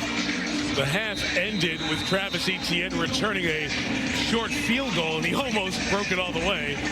This half will begin with the best running back in college football awaiting. Of course, Trevor Lawrence, the Heisman favorite front runner first half of the season, real face of this sport, out because of COVID-19 protocol. Bouncing kick that Etienne will watch go out of bounds. And so that means it'll be Clemson ball at the 35-yard line. Was a problem for Jonathan Dorr. 6 out-of-bounds kickoffs in his career, none this year. Kicking team, Bobby plays until right now. Here's Catherine Tappan. Mike, you guys were talking about the Irish momentum. Well, I just asked Brian Kelly about that. I said, how do you maintain that momentum after those 2 huge defensive plays that your team had to end the half? And he said, well, we get the ball back on defense. If they go on a long scoring drive, we've got to find a way to make a big stop and get that football back. I asked him if breaking tendencies was part of the Irish game plan tonight. He just looked at me and said, yes. And you've seen it so far, KT. Thank you. Uyunglele on the run on the right, stopped by Kurt Hinish. Gain of a yard, 2nd and 9. Tony, for the folks who have not been watching this first half, you like the way Notre Dame's front played in the first half. Their defensive front four has been exceptional. They have really squeezed the running lanes. They've forced Clemson to throw. I think Clemson has to get the ball to Travis Etienne in the passing game. 2nd and 9. The freshman throws. One is complete, a couple yards shy of the first down. First target of the night for E.J. Williams, exciting freshman out of Phoenix City, Alabama. Yeah, and DJ Uyunglele has been very good. What he's got to do now is find a way to make these 3rd down conversions. This is where Notre Dame has been excellent in the first half, getting the 3rd down stops. Notre Dame's got to be careful. They're moving personnel around here. They've got 12 on the field. They get Kyle Hamilton off in time. That's not the guy you want off the field.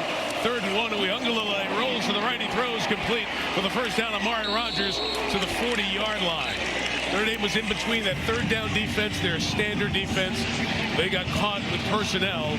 Rogers was open. The drive continued. Yeah, they play straight man. They're expecting run, and DJ just throws it out there, a little pick route, and they pick the defenders off. First down. Legal within 3 yards of the line of scrimmage.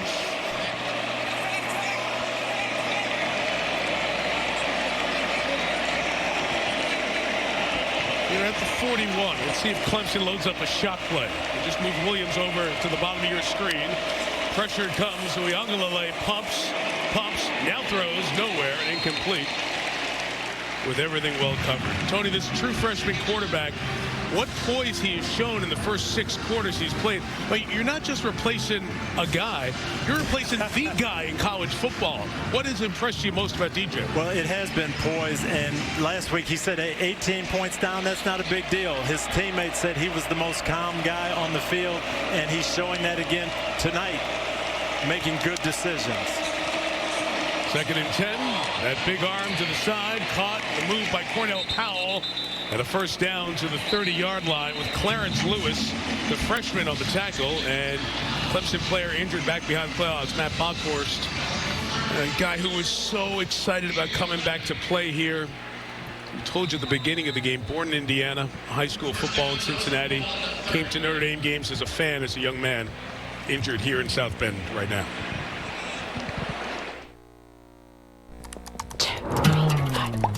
Be a sub above. Notre Dame football is brought to you by Salesforce. We bring companies and customers together. By Jersey Mike's Subs, be a sub above. By the all-new Tech Forward 2020 Lincoln Corsair. And by Coca-Cola Zero Sugar, together taste better. Notre Dame's been playing football for 132 years, Clemson 125. Some great coaches and great names here. Midwestern-born Bockhorst coming out, just engaged with Kurt Hinish here.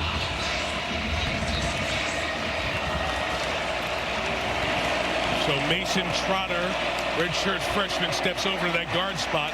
Etienne runs the other way, and he's brought down by Isaiah Foskey. Hinish and Jeremiah Usu-Koromoa. Minimal gain on first down. But that's what they're going to have to do, creative ways to try to get the ball to Travis Etienne. The inside running game has just not been there. That replacement left guard 54, Trotter, has only played, Tony, 63 snaps all year, 15 in the last 2 weeks. 2nd and 9, pressure, he picked it up, but Uyunglele was in trouble. Is that going to be grounding? Yeah. Because there was no receiver, it didn't make it to the line of scrimmage. The two officials have a conversation about it here. And they say no, it's 3rd down. I think they're going to say he was outside of the pocket. Okay, outside the tackle box. Let's see, it would be a step to the right of that right hash. In the neighborhood of that right hash. Yeah. Close one. Ball didn't get to the line of scrimmage, as we said. So in any case, it's 3rd and 10. Field goal from here will be 47 yards. The throw to the side. Rogers dropped it. Ruled an incomplete forward pass, so no catch fumble. And it's the long field goal attempt for Potter again. Sean Crawford challenged them. They blitzed. They brought people, played straight man coverage, took away the quick throw. Coming off the outside. And the coverage is there. Even if he catches the ball, Sean Crawford is right there.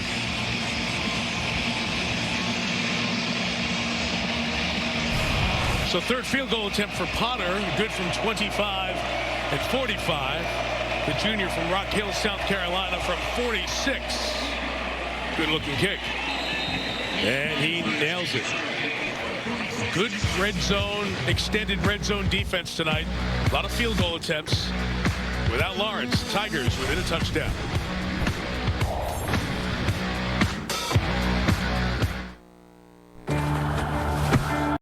On NBC. Well, this Thanksgiving, the Duttons are back. Yellowstone Season 3, starring Kevin Costner, comes to Peacock exclusively on November 22nd. Sign up, peacocktv.com, and stream Seasons 1 and 2. And get ready for Season 3 on November 22nd. Oh, well, let's get to Thanksgiving before we start thinking about Christmas there, right? Let us eat our turkey first, right? Well, the gifts keep coming to Clemson. All the great quarterbacks. Lawrence, a coach. Uyunglele taking some feedback at the moment. Another touchback from Potter. Above the rest, Tony, brought to you by Jersey Mike Subs. Where are you looking? I'm looking at that Notre Dame offensive line. All those veteran players up there did a great job opening up the game with the run blocking. The pass protection has been sound. Clemson has brought a lot of different types of blitzes, and they've handled them all. Ian Book has had time to process, go through his reads. If he has to scramble, he does, but the protection and the run blocking has been outstanding so far. Jersey Mikes, these guys, they get no subs. They play and play. 142 combined starts, including tonight. Ian Book and the Irish have not trailed tonight. Kyren Williams to the boundary. And you know Clemson's run defense was challenged at halftime. Balin Spector over there. The KJ Henry-led charge leads to a loss of about 3.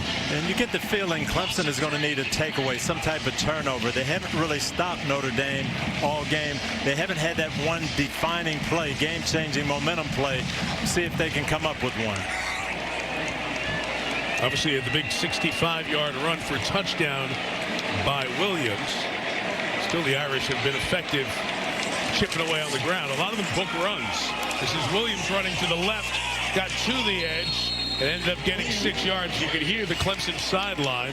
They wanted a hold, didn't get it. The Irish will get third and more manageable here. And I think they're yelling for Liam Eichenberg to be called for holding. Yep, I think you're exactly right, Tony. You see him reach blocking. I don't think that's holding. I think that's a good block. Terry McCauley back in our studio agrees. His little left hand. Not enough restriction to call. No. It's 3rd and 7 here. Clemson brings 5. Book takes a shot downfield towards Avery Davis. Not enough air under it. It's incomplete. And the Irish on this opening drive will go 3 and out. And that's what Clemson forces you to do. They play tight coverage. If you're going to beat us, you got to go upfield and make a deep ball throw. Took the shot, didn't make it, and now you're punting. Little double move. But this is really well played. That's Trenton Simpson, who is. Yes, it is. Their coaches told us he was a running back in high school. He's a freshman linebacker. He's learning to play linebacker. That was great coverage on a wide receiver. Yeah, not what he does best, and he did it very well. Bramlett, not a good pick here. Going to take a bounce. Irish will get the most out of it. They can, only 31 yards. It's at the 40, so Clemson does what they needed. Score. 3 and out. Get the ball in good field position. Book and the Irish have led throughout. Tigers have had mistakes. They've been down double digits, but just like last week, trying to come back here in South Bend.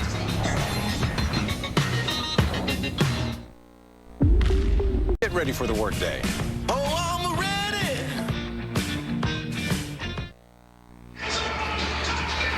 DJ Uyunglele, 6'4", 250. Where does he get his size from? Dad. No doubt. Big Dave. Big Dave's a big personality, too. We had a chance to visit with him this week. What a wonderful guy. Those 90-minute long drives that they made to he get DJ's career going. But Big Dave has been on big stages before, protecting some of the biggest names in the music industry. That was his profession as he got going. And now watches his son spit it out there to Amari Rogers on the side.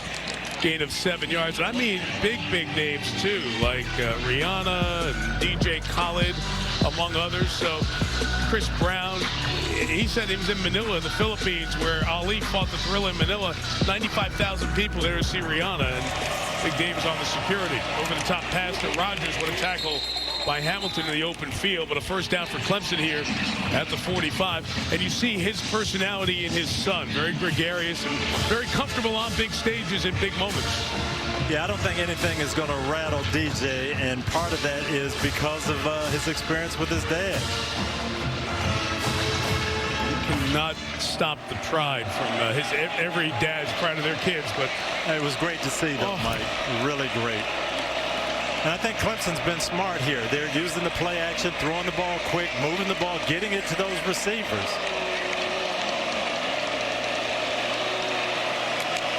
45. Mid inside give, and Etienne almost sneaks through the middle where he's so dangerous. Gain of 5 before second down. Here's Catherine. Well, Mike, you were talking about the personality of Big Dave and DJ, and actually, Big Dave told me yesterday when I visited with him, he said another thing that's going to play into the favor of DJ tonight is that the weather, it's nice, and DJ does not like the cold or the rain, so it happened to work out well, but he was so emotional when he arrived on campus yesterday, overcome with seeing touchdown Jesus, and said he wasn't going to sleep last night in anticipation of this game, Mike. I believe that. Temperature in the upper 50s. It was 71 today, first Saturday in November in South Bend. 2nd and 5. Pressure coming. Send it off to Etienne. Travis through almost everybody. Isaiah Foskey's tackle at the last second might have prevented a score as Etienne's brought down after a first down at the 32.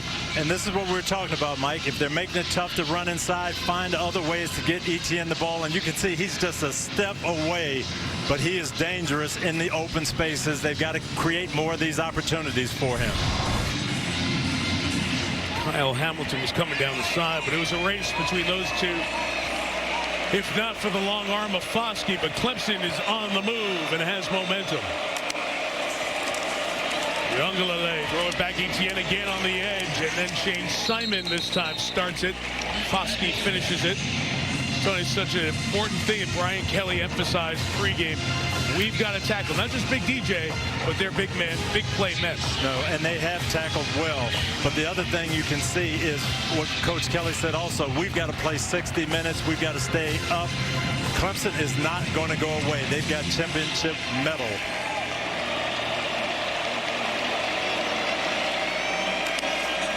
'27. Younglele throws in traffic. Incomplete. Sean Crawford was there in the coverage. Tipped by Drew White. And that shows us, too, something that the Notre Dame coaches told us. They want to take the ball out of the middle of the field. DJ Uiagalelei has had so much success throwing in between the numbers. They want to force him to throw it outside. He's going to have to make those adjustments and find those outside receivers. Crawford gets there early, but because of that deflection, pass interference is off. It's 3rd down again. It's a down that defensive coordinator Clark Lee put so much effort into. Forcing field goals in these spots. Uiagalelei drifting, throwing, caught for the first down. Over the outstretched arm of Foskey into the hands of Etienne. Clemson with a big 3rd down conversion. That was an unbelievable play with two guys. First of all, DJ on the move with touch. This is what we wondered if he could do. And then Travis Etienne, a running back, making a big-time catch on a great throw. One of the reasons he came back to Clemson was to work on these receiving skills. Saw it there from the 20. Flushed. DJ knocked down after the gain of 2. Retracing his steps is Obi Ogofu bringing down Uiagalelei. He just didn't wait that one out quite enough. Had a little double move down the field. He saw the opening, took it, made positive yards. But he had a chance. He uncorked that one.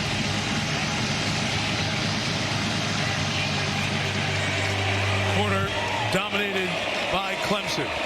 Irish have only run 3 plays.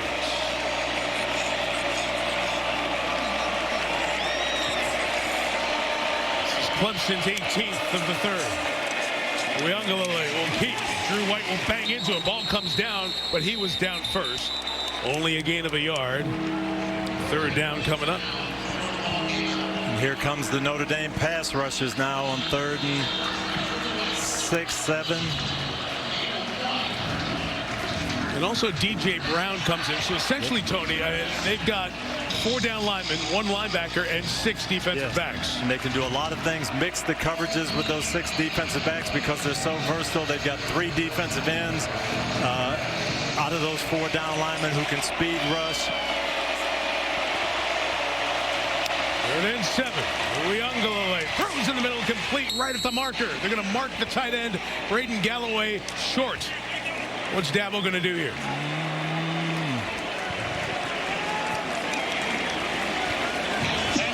4th down. He's going to go. By not huddling, it keeps Notre Dame's 3rd down, 1st and out. They got the subs in. They got their subs in there quick. There's the spot. Line to gain was the 10. They didn't get there. Dabo with a walk down to the officials for conversation. Looking for all the world like a timeout coming here. They're going to have to now. I think he was trying to get a measurement to see exactly how far they had to go, but it's a half a yard. And that's one of those situations. We talked to Terry McCauley about this a couple of broadcasts ago. When they got the 1st down, they put the 1st down series starting right on the 20, so they know there's a big bright line. You've got to get to the plane of the 10-yard line for a 1st down. If you're short, there's no need to bring the sticks down, and that's why we got 4th down. And this is definitely short of the 10-yard line. Good spot. Now it brings us to this 4th and a half yard. Last week, DJ Uyunglele put it in Travis Etienne's stomach, kept it on the zone read. Notre Dame's got to be aware of that. You give it to Travis, say, here's our guy. You got to make the 1st down. We've got Buckhorst hurt. You don't have one of your best offensive linemen in. How is Clemson going to play this? You have a backup over left guard in Mason Trotter.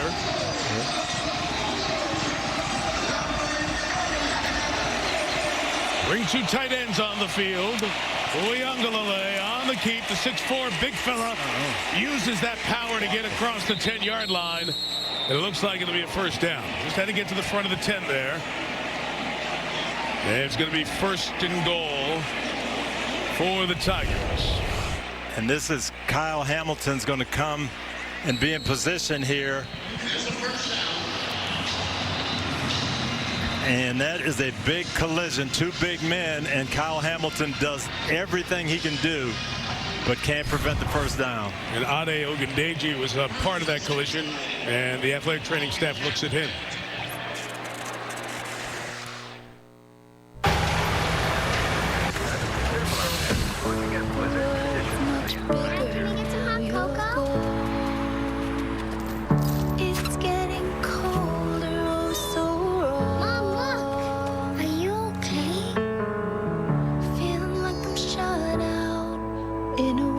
This holiday with the one you love. Lease the 2021 GLA 250 SUV for just $379 a month at the Mercedes-Benz winter event.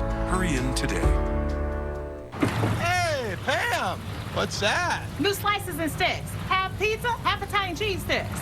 What's that? I spent a butter hump. An unexpected combination. Just $6. Acres away! Pizza, pizza. Let's go, come on, huddle up, huddle up. Run one way and then go the other way.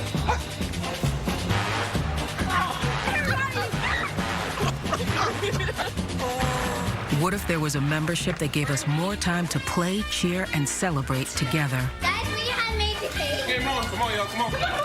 That's defense. Oh, he's got it!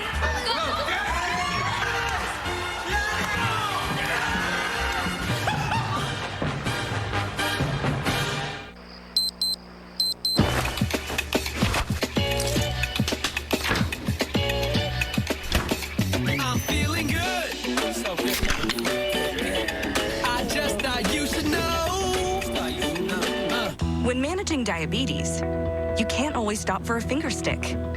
With the Freestyle Libre 14-day system, a continuous glucose monitor, you don't have to. With a painless 1-second scan, you can check your glucose with a smartphone, so you can stay in the moment. You can do it without finger sticks. Ask your doctor for a prescription today.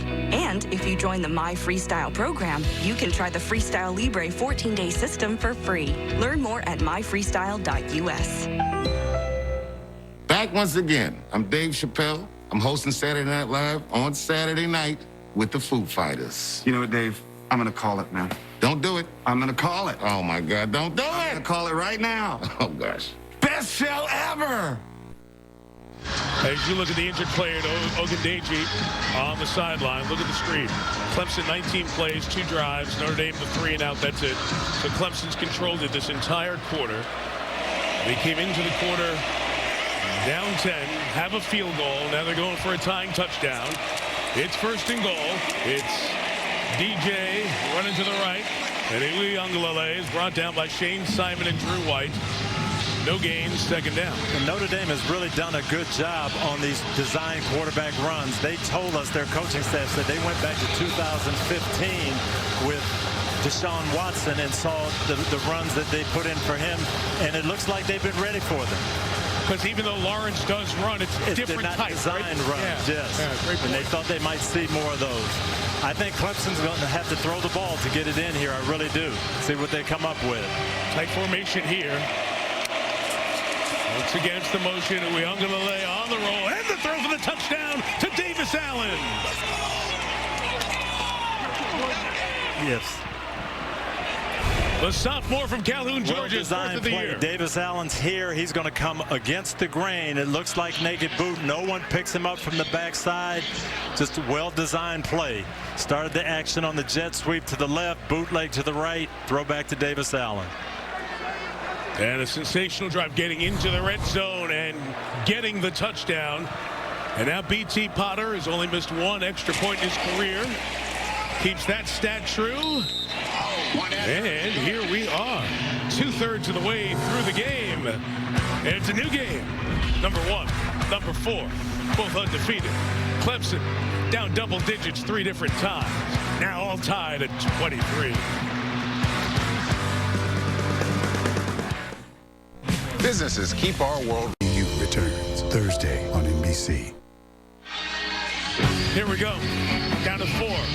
The glory waits. NASCAR Cup Series Championship on the line at Phoenix this time. So it's out of Phoenix Raceway, 3 Eastern tomorrow on NBC. Keselowski, he's won it. Chase Elliott, great win last week. Denny Hamlin, so close a decade ago. Joey Logano won in 2018.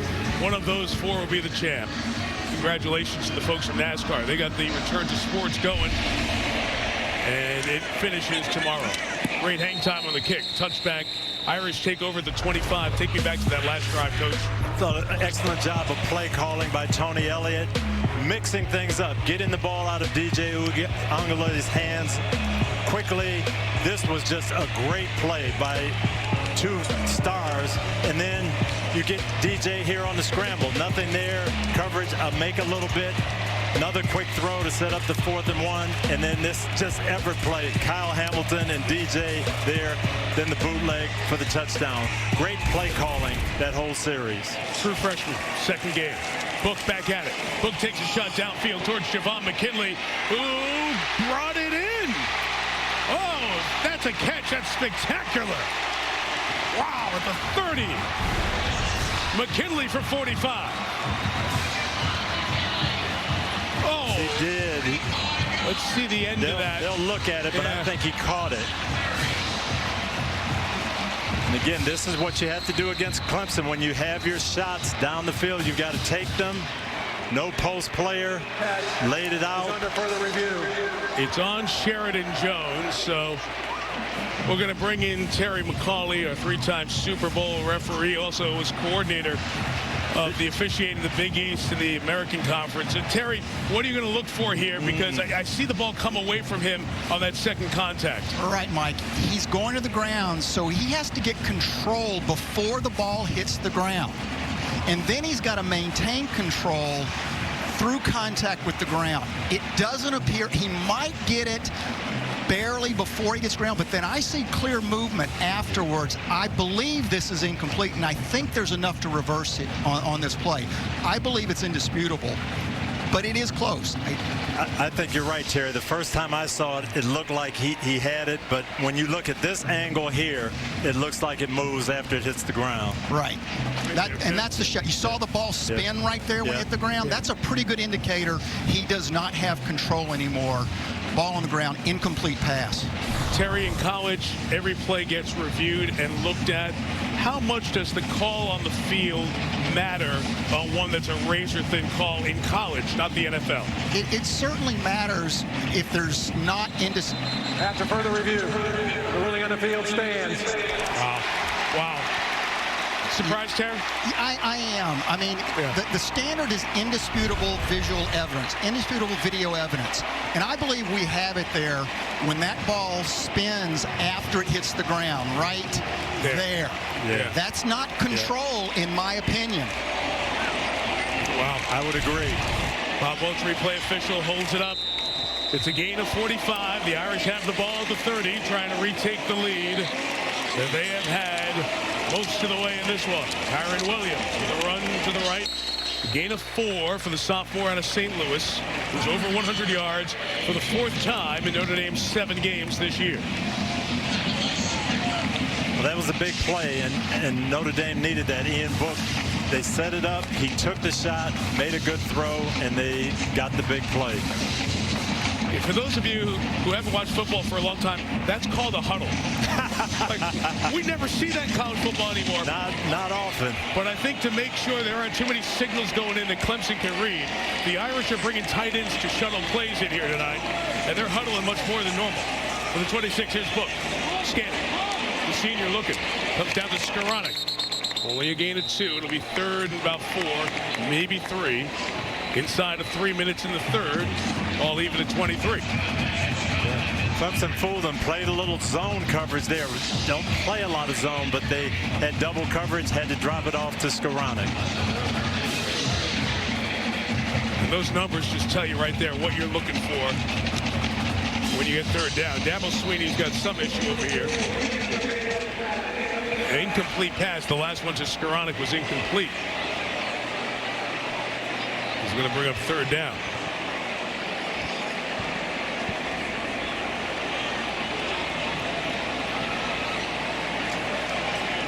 Let's go back and take a peek at that. Throw. Is he out of bounds there? When that heel comes down, but was the left foot down inbounds first would be the question. Will they review this? It sure looked like that was a completion. Yeah, well, the official over there is making the signal to stop the clock, which is not the incomplete signal. He's just out of bounds right there.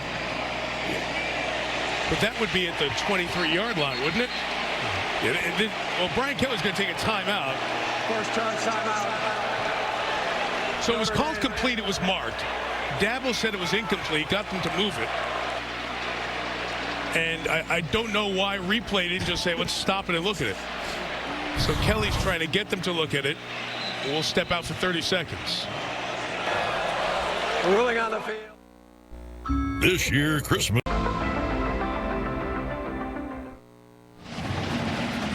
All right, we're a little confused. We may need Steve Kornacki in the big board to get this straightened out. Terry McCauley, take me through this one. What are you looking at here in replay with Skoranek on the sideline? So we're looking at the left foot. When he gains firm control of the football, that left foot is in bounds. We don't care what the right foot does after that, that it eventually touches out of bounds. He's already caught the ball. It's a catch in bounds at that point. And as we saw in the other replay, the official who was right there looking at it went with the hands over the head. The signal stopped the clock, which meant catch and out of bounds, not incomplete signal. So it should have been marked there. Somebody else somewhere changed it to incomplete. It should be 3rd and about 3. As you take a look at it from that opposite side here now. And Terry, it's clear enough that the left foot has it inbounds with possession? Yeah, with control, the right yes. foot heel comes down, yeah. Yes. Yeah. No question. No bobble. There's nothing that happens with it. Yeah, line judge comes in and marks it right there where his foot went out of bounds. Yeah, Hugh Campbell was right on the play here on the sideline. And they started this review when we went to break, and they're still looking at it. And by the way, Notre Dame will not be charged the timeout that Brian Kelly took, because as they were administrating that, they decided they needed to come look at it in replay. So here's Jeff Heason. After further review, the receiver got his left foot down inbounds, completed the process of the catch with his right foot going out of bounds. The ball be placed at the 23-yard line. Third down. So bring up 3rd and 3.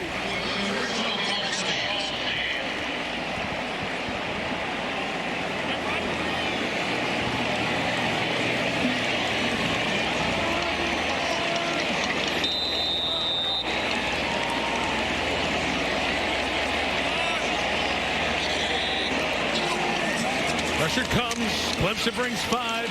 Book retreats and throws, and it's caught by Michael Mayer. Extended his arm out to get the first down. Lost control of it, but is going to be given the first down at the 17-yard line.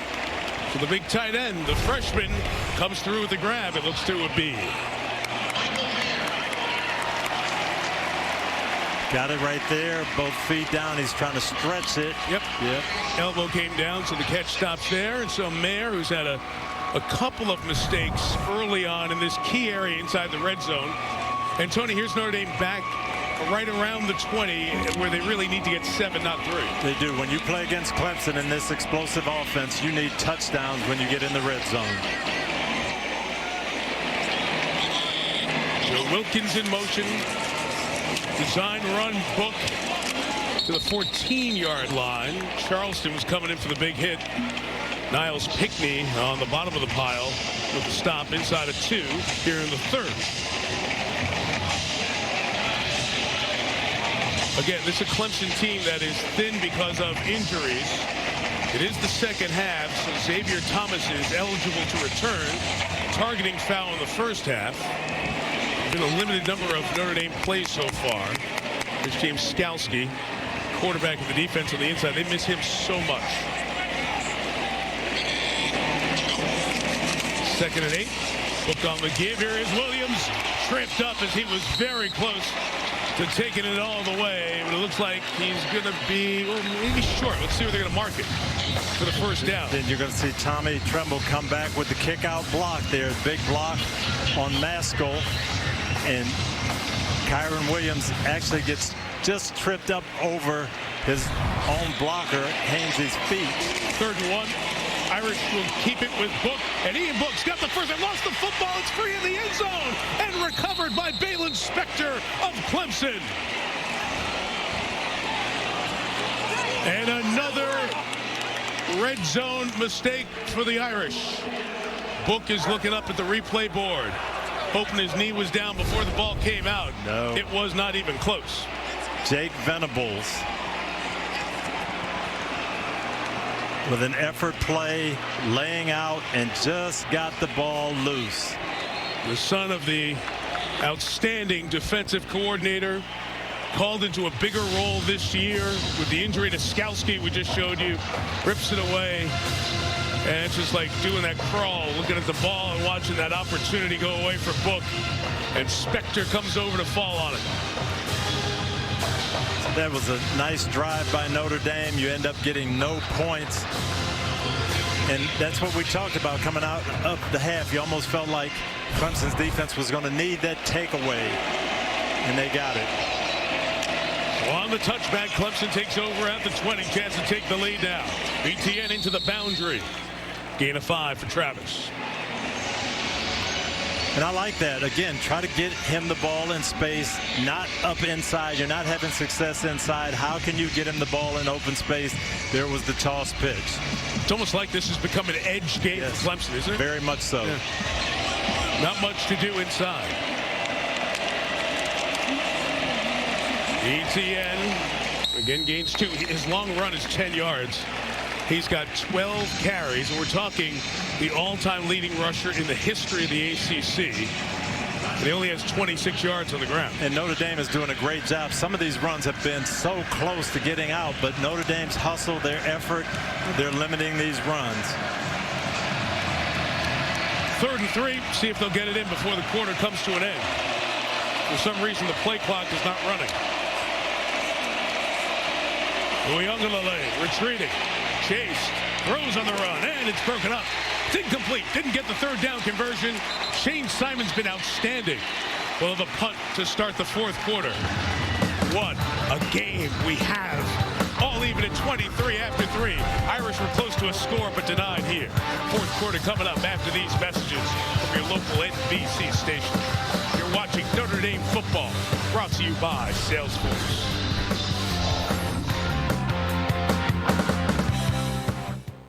Every race, every lap, every mile has led out here. 4 drivers so close to a championship they can almost reach out and touch it.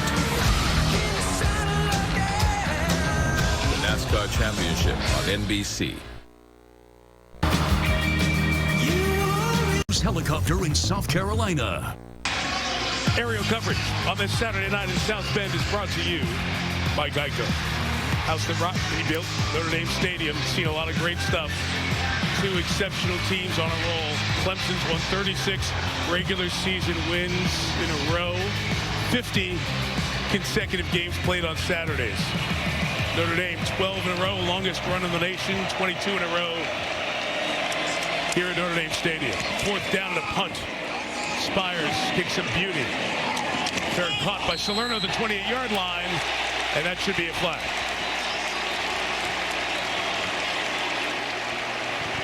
Mistake by Andrew Booth. Going to cost Clemson some field position here. Yeah, that wasn't even a hard one to see. Definitely an obvious fair catch signal. Booth is looking up the ball. He doesn't see the return man. Kicking team, number 23.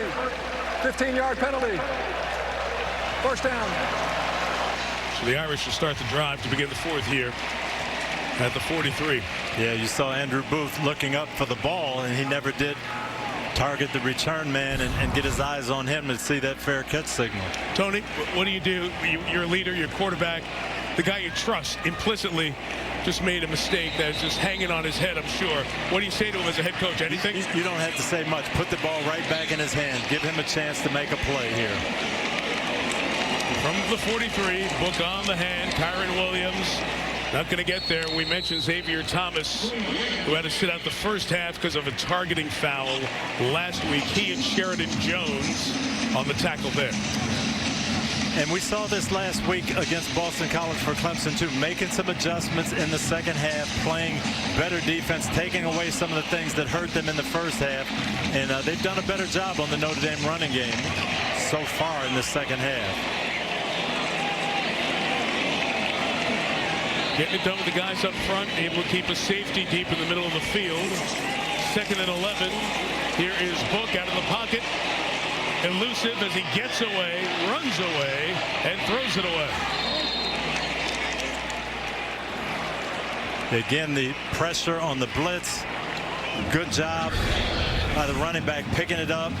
Kyren Williams giving him a chance, stepping up, making people miss. And again, this is not a completion, but it's not a lost play. Still gives you an opportunity. 3rd and 11, though. I know we're social distancing and we don't go into crowds right now. If I go in a crowd, I'm taking Kyren Williams with me. He is doing a heck of a job blocking. He's NFL-level blitz pickup tonight. He's been incredible. And he has 115 rushing yards. 3rd and 11. Here come the Tigers again. Williams picks it up again. It's Mayer underneath the tight end. Made a man miss. And the guy they call Baby Gronk down the sideline. Michael Mayer. Whoa. 1st down, Notre Dame. They blitz again and try to play zone coverage behind it. Just hit the easy throw on the crossing route. Deliver it to him. Can you come up and make the tackle? And Simpson can't make the tackle on Michael Mayer. This is the thing that he gives you. Athleticism and size. That's a huge play. Rather than a punt, you've got a big play. 29 yards to Mayer. hoping to make up for a couple of small mistakes in key spots early on tonight. The 29 book, look out, he puts it in the hands of a man who had nowhere to go, and a fight back towards the line of scrimmage for Chris Tyree. It's going to be a loss of 5. Could have been a lot more as they went with those 2 running backs. That's actually a great run. So it's not 2nd and 22. It's 2nd and 15. But he saved them 7 or 8 yards with just great effort on that run.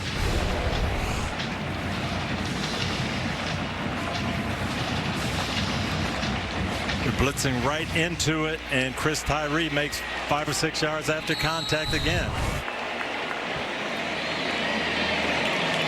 3 down for the Clemson defensive line. 2nd and 14. Williams has space here. Runs over Spector. Finishes the run to the 27-yard line. 3rd and about 7 or 8 coming up.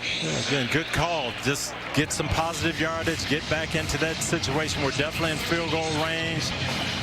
And you don't make it a long 3rd down that you've got to pick up. See again how Clemson plays it. They blitzed last time, played zone behind it. I think they're going to have to play man-to-man. Blitzes have not gotten there. They're getting the ball out of Ian Book's hands, but they're not getting there for the sack. Tight man coverage on the corners. Tight end Mayer moves. Show the pass defense to Book. 3rd and 7. Book's got space. Going to take a shot at the end zone for Avery Davis. Did he catch it? No.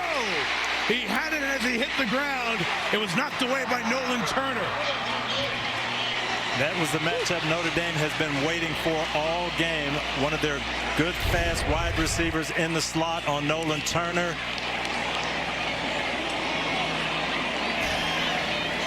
Ball is a good throw, everything right, just couldn't maintain control with the catch. Even though he comes down with it, Turner's got a hand on it and spits it out of there at the back end. So Jonathan Dorr is lined up for a 44-yard go-ahead field goal for the lead. Out of the hole to Bramlett. Dorr knocks it through, and the Irish come down the field and take the lead. Avery Davis made a spectacular catch earlier this season in Notre Dame Stadium like this. Almost had another one. Instead, it's a 3-point lead. Some see a grilled cheese sandwich and ask why. I see it.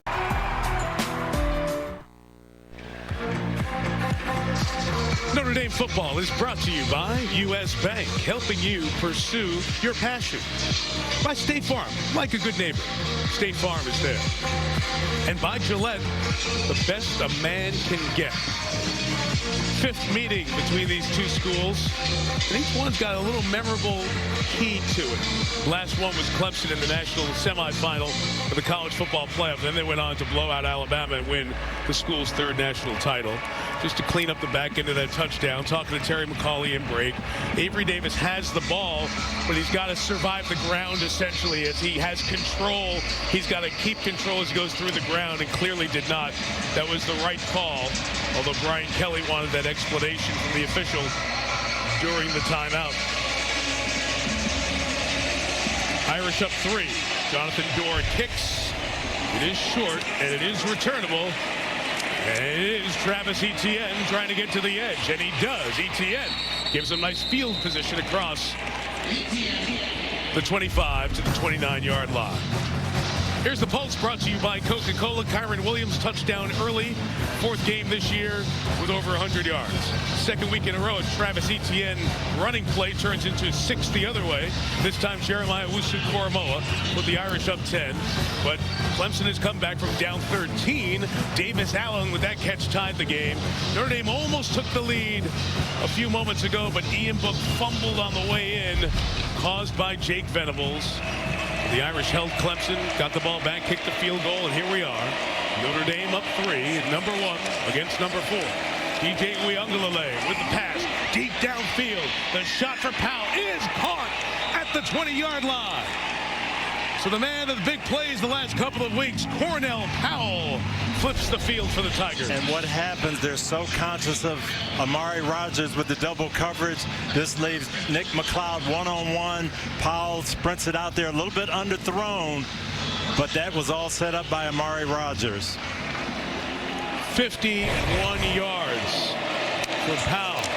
Clemson right back in great shape, and a handoff to Chesman Lelusi for the first time. So it's the first non-handoff to Etienne in the backfield. The sophomore from Naples, Florida, gets 4 yards, and he goes out, and Etienne's right back in. Again, the red zone offense and defense becomes so important. You get touchdowns or field goals down here. Again, spread the ball out, spread people out, throw the ball quick, I think is what Clemson should do. The 15, 5 in the pattern, design run, Uiagalelei gets about 2 yards to the 13. And here comes third down after the Jason Adamiola tackle. Yeah. Notre Dame has really done a good job on all of these design runs. There haven't been any that have broken big. But you wonder for Clemson, is this 4-down territory? Do you run it again knowing that you may go for it on 4th and 1? So the offensive coordinator, Tony Elliott, dials up here. Tight end touchdown down here in the third quarter. Davis Allen. Braden Galloway's the tight end to the right. Uiagalelei throws. It is incomplete. Little pivot route Amari Rogers couldn't bring in. He had him and he threw it behind him. Rogers sliding away from the coverage. I think Uiagalelei thought he was going to hook up. And just behind him.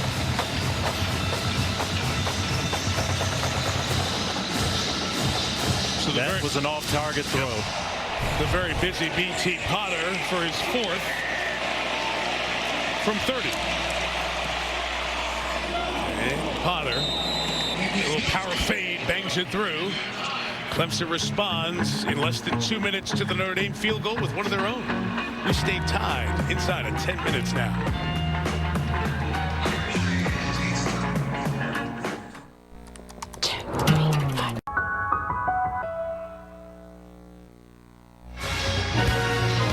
A couple of college quarterbacks from the Midwest. I don't know if they've had success in the NFL. Purdue's Drew Brees, Michigan's Tom Brady. Saints and Bucks for the lead in the NFC South. We'll all get you going. Football Night in America, 7 Eastern Time. Everything that happened in the NFL up until Al, Chris, and Michelle with Sunday Night Football on NBC. DJ Uiagalelei after that one. He knows when he missed an open opportunity. Yeah, and you saw Trevor Lawrence with him. Their coach says, hey, you're going to get another shot. Don't worry about that one. Go to the next play. Second time we're tied here tonight.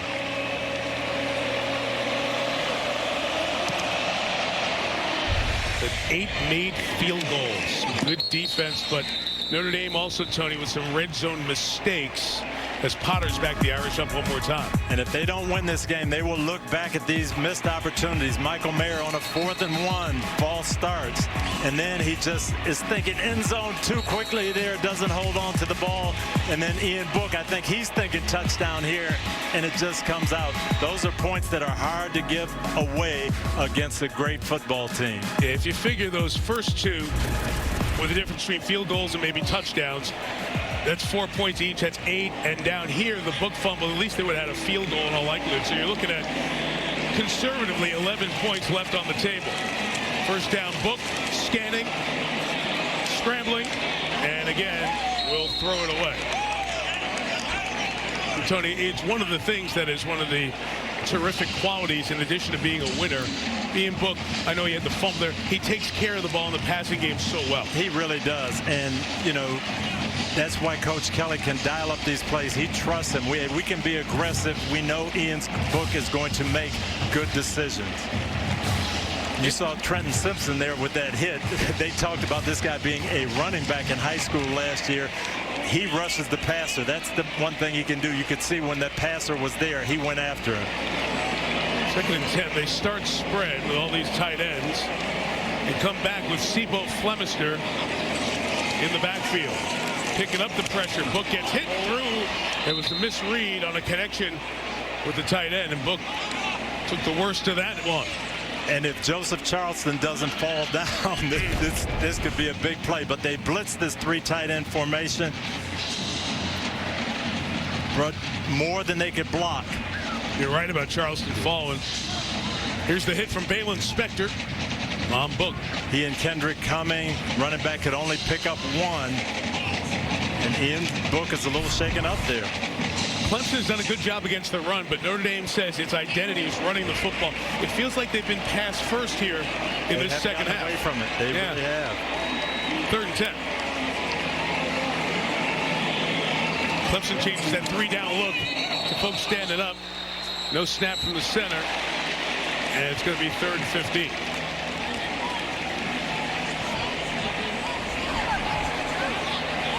Snap infraction. Offense, number 55. 5-yard penalty. 3rd down.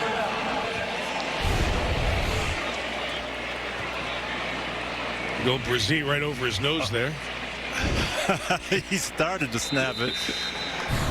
They said that's got to be a penalty. Well, the last 3rd and very long, Brent Venables dialed up an all-out blitz and played man coverage. We'll see what they do here. Again, that would make me nervous. That's defensive coach. Yes. Green 3, keeping a couple of spies. Book's just going to throw a punt up there. See what happens. 50-50 ball. Going up for it was Skoranek, out of bounds, they say. Out of bounds and incomplete. It'll be 4th down, but we'll look at the replay, of course. Giving him a chance. What hits first? When does he have it? That's a good call. Yep. Yeah, he really doesn't even have it until he's laying out of bounds. Ton of hand fighting there. Jones, clearly Sheridan Jones makes contact there with Skoranek as they're going up for that 50-50 ball, but you can see it lands out of bounds with Skoranek's bottom on the sideline.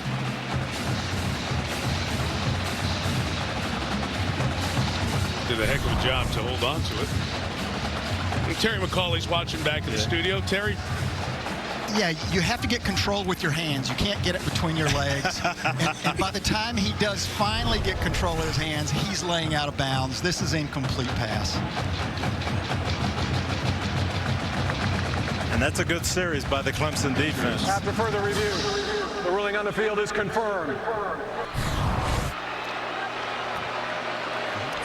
This game was 23-10 Notre Dame with 2:41 left in the 3rd quarter.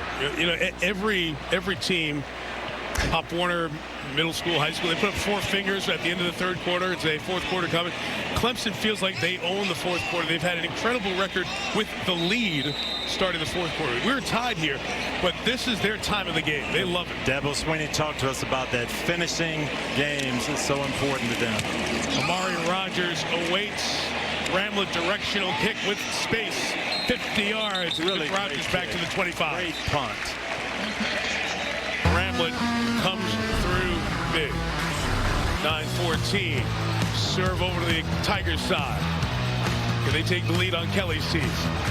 Look at the Irish all even with Clemson.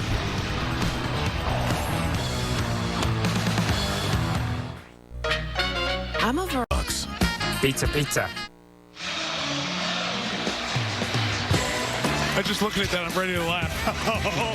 Dave Chappelle ready to roll in Studio 8H. Saturday Night Live is live across the country. 11:30 Eastern, 8:30 on the West Coast. The Foo Fighters, the musical guest. So stay tuned for that after your local news from many of you. Only students, faculty, Notre Dame staff here. Crowd of about 10 or 11,000. Player parents as well. Tie game. Uyunglele had nothing open, so he just throws it in the dirt at the feet of ETN. Dalen Hayes dropped out and got in the grips of that screen. Did a good job there. Tony Out-of-Town Scores brought to you by Salesforce.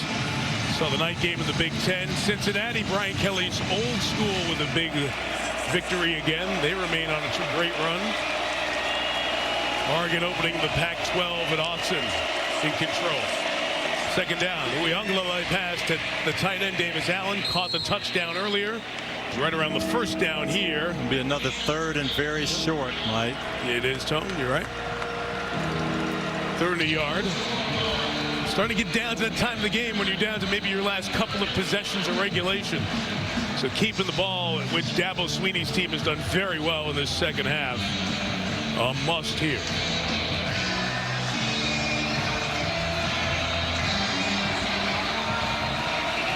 Etienne is the back.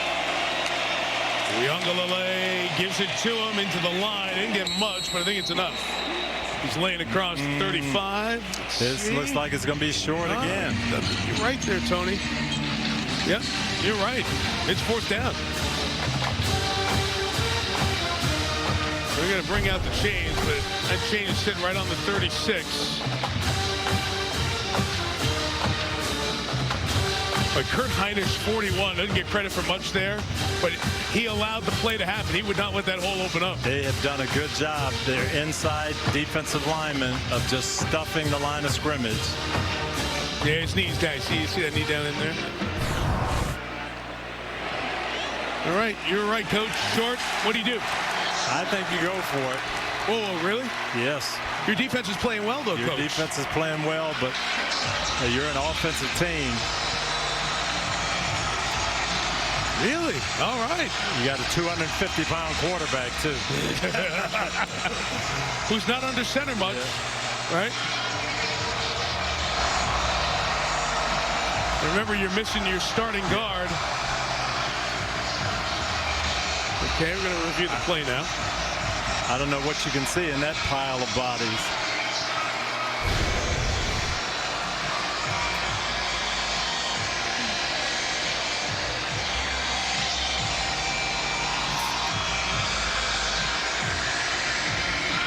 Here's the overhead again.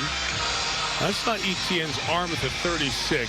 What I didn't see was when his knee came. He kept driving those legs there.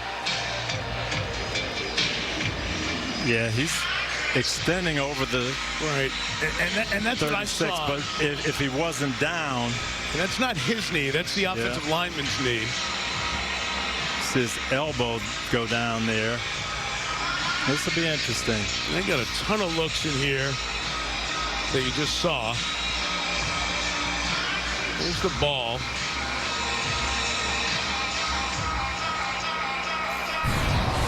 That clover that is at the kickoff spot, the 35 on each side, it extends right out to the front of the 36-yard line, which was the yard to gain. And I'll be honest, Tony, I was looking through the binoculars to call that play so I could see the exchange, and I saw his arm reach past the clover, and that's why I thought he got it on the live call. No, you did. You might have been on it. After further review, the ruling on the field stands. Yeah. It's just too hard to sort it out with all those bodies. You can't see in there, yeah. It's the right thing on the field. Keep that call. So the spot of the ball.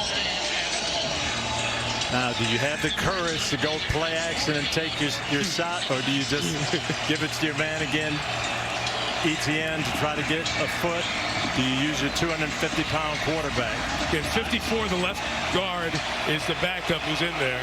They moved all the big people to the right. Notre Dame jumped, and the play is killed here. They were going for it. They were going for the whole thing. Myron Tagovailoa-Amosa. Thrown off by Uyunglele. Is that the double clap? Offside. Defense. 5-yard penalty. First down. So is he listening? Reed got used to the cadence of the clap. The clap, and they went on two. And Owusu Koramoah and Tagovailoa-Amosa were watching Uyunglele closely, and they got caught up in what they had seen all game. Yeah. And you knew there'd be one intersection of Uyunglele, Tagovailoa-Amosa, and Owusu Koramoah at some point in the game. From the 36, the drive keeps going. And Uyunglele gets away. And on the run, he's got space. And he's going to just throttle it down at midfield and take a Clemson first down halfway through this fourth quarter. And Notre Dame had pretty good coverage here. He was looking downfield, wanted to take some shots. Coverage is there. Good agility to just move out of the pocket, take your 10-yard gain, and don't get hit. He's still got his eyes upfield. Where is the pressure coming from? Is anybody going to leave their man? Now I'll just cruise and take my first down. It's pretty good for a fifth-year senior quarterback. And this is his second game. It's his first road start. So impressive. ETN, speaking of impressive, Kyle Hamilton was reading, running, and stopping. No game. Yep, they have said they want to take the middle of the field away. He's done this several times. Just read and be the free tackler. Two terrific players right there. Notre Dame has stopped ETN on the ground. 14 carries, 27 yards total. The all-time leading ACC rusher. He got the first down on that one. Here he is on the inside handoff. This time Kurt Hinish going to hold on and stop him. Loss of 2. Now 54, Trotter's helmet came off there. So now they're going to be down to their 7th offensive lineman. A second backup is coming in here. And it'll be Paul Teo, a freshman from Milton, Georgia, who has not played much football, certainly very little in a big spot. And here he is in one right now. And I know Travis Etienne's your guy, and you're trying to get him going. There just has been nothing happening on these inside runs. I think you've got to try to get it to your receivers. Teo hasn't played in 11 quarters. 2nd and 13. Uyunglele looking in trouble. Chase throws on the run, complete. And Amari Rogers made a mad miss. And he's got a first down at the 36-yard line. Good job by Uyunglele with the pressure on to stay calm, find space, and complete it. For a freshman playing your second game, just patient. Didn't see Rogers the first time. Buy a little time, find him again, give Rogers a chance to slide out. Just well done. And Amari staying on the move, giving him a target. Notre Dame might be down to 1 offensive possession left. Clemson using clock here as well. 5.5 left in regulation. Uyunglele looked like he was going to run it. Now he's going to throw it, and it's incomplete. Everything covered. 2nd down. Notre Dame blitzing, and they were fortunate there because they left the man wide open in the slot, but it was away from the side that he was rolling to. Couldn't really see him. Yep, and you're going to see E.J. Williams, I think, right up the seam.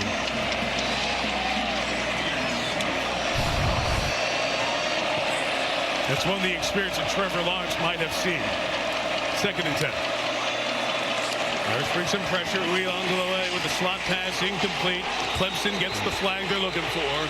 Brandon Spector, the intended receiver. He looks all the world like Hunter Renfrow in that 13 out of the slot. First down.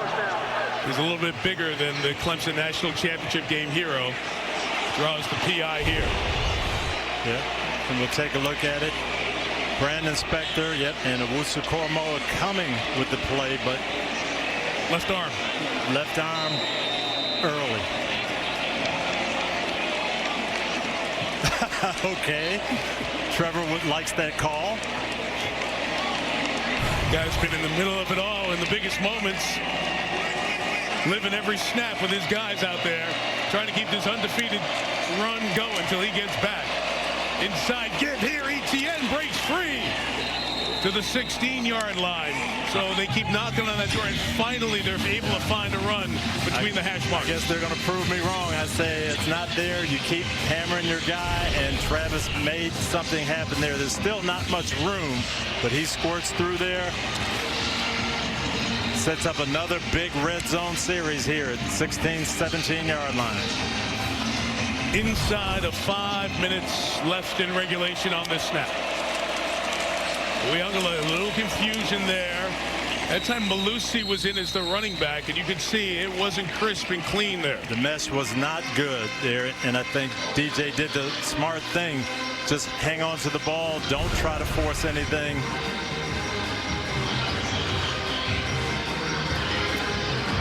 It's kind of interesting, too, here, Tony. Clemson's taking their time offensively. They're glad to bleed this clock down, not leave Notre Dame much time, get something out of it, and put the pressure on it. Yeah, this is not their style. They usually don't have these long, deliberate drives, but this could pay off for them. 4:20 to go. Uyunglele Rose, catch and run for Powell through 2, through 3. Hamilton tried to get the ball. He couldn't. Powell still going, powering. What a run by Cornell Powell. First and goal, Clemson at the 3. That's a good call by Tony Elliott, the offensive coordinator. Notre Dame has been blitzing him down there. They came with a blitz. He comes with the wide receiver screen, and this is just great effort. Kyle Hamilton, as you said, tried to strip it out. That's a great effort run by Cornell Powell. He has been huge. Again, a guy who sat behind some truly talented players, also doing that now, but really was called out before the BC game. Had 11 catches there. Has been great tonight. Clemson for the lead. Uiagalelei on the give. The run for Etienne into the end zone. And Clemson has come back from down 13 to take the lead in South Bend. Your senior leader, your guy, it's been tough sledding for him all game, but he pounded it in there when they needed it, and they gave him the ball several times on that drive down there. But this is another great effort play. Fake the jet sweep, and he lowers his head and runs right through the tackle of Kurt Hinish to score. Honor for the extra point. Clemson has scored 23 of the last 26 points. And now with 3:33 left, the Irish will have to respond if they want to keep their hopes of knocking off #1 alive. All-time leading rusher in the ACC, Travis Etienne. Another game with a touchdown. And #1 on top by 7. There are many reasons for which. Thursday on NBC. Tony, right from Notre Dame, kicking off out of bounds to start the second half. This has been a half dominated by Clemson. It really has, 20-3. And it's interesting, we talked to Clark Lee yesterday, the defensive coordinator for Notre Dame. He talked about the middle 8, the last 4 minutes of the first half, first 4 minutes of the second half, and it swung. It definitely swung in that drive, or in that first 4 minutes of this half. Let's give credit to B.T. Potter. He's made his field goals. Notre Dame's had no kick return game at all tonight. No, he has been huge. He's been great. Yep. Now, when we were away, William Christopher Sweeney, you know him as Dabo. He turns 51 in 13 days, and he was the full Dabo, all jacked up. And he set such a tone for his program. They play with that energy and that enthusiasm. And there's always another side to the book. It's Clark Lee, the defensive coordinator for Notre Dame, whose team played so well in the first half, just has not been able to get Clemson off the field. Going for sole possession of the 4th longest regular season win streak. What do you have, Notre Dame? 3:33, full bucket of timeouts. Ian Book, pressure, steps up, goes to the right, fires to Mayer, the freshman tight end, gets out of a tackle and gets 13 to the 38-yard line. And Kyren Williams is doing such a great job on these blitz pickups. He is scanning the field, coming across the formation, giving his quarterback a chance. Boy, Ian Book does such a good job of finding space to reset and throw, doesn't he? Book again, looking left, long side throw, Avery Davis. Did he get a foot down? No, out of bounds.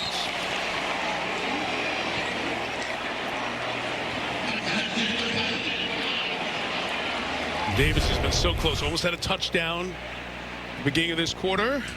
I don't know. I don't know if that's not 1 foot in. It's going to be worth a look here. I think it's in. That's going to be worth stopping the game and looking here. And they will. I think he got it. On the field is an incomplete pass. That play is under further review. All right, you look for the hands in control and then look down at the feet.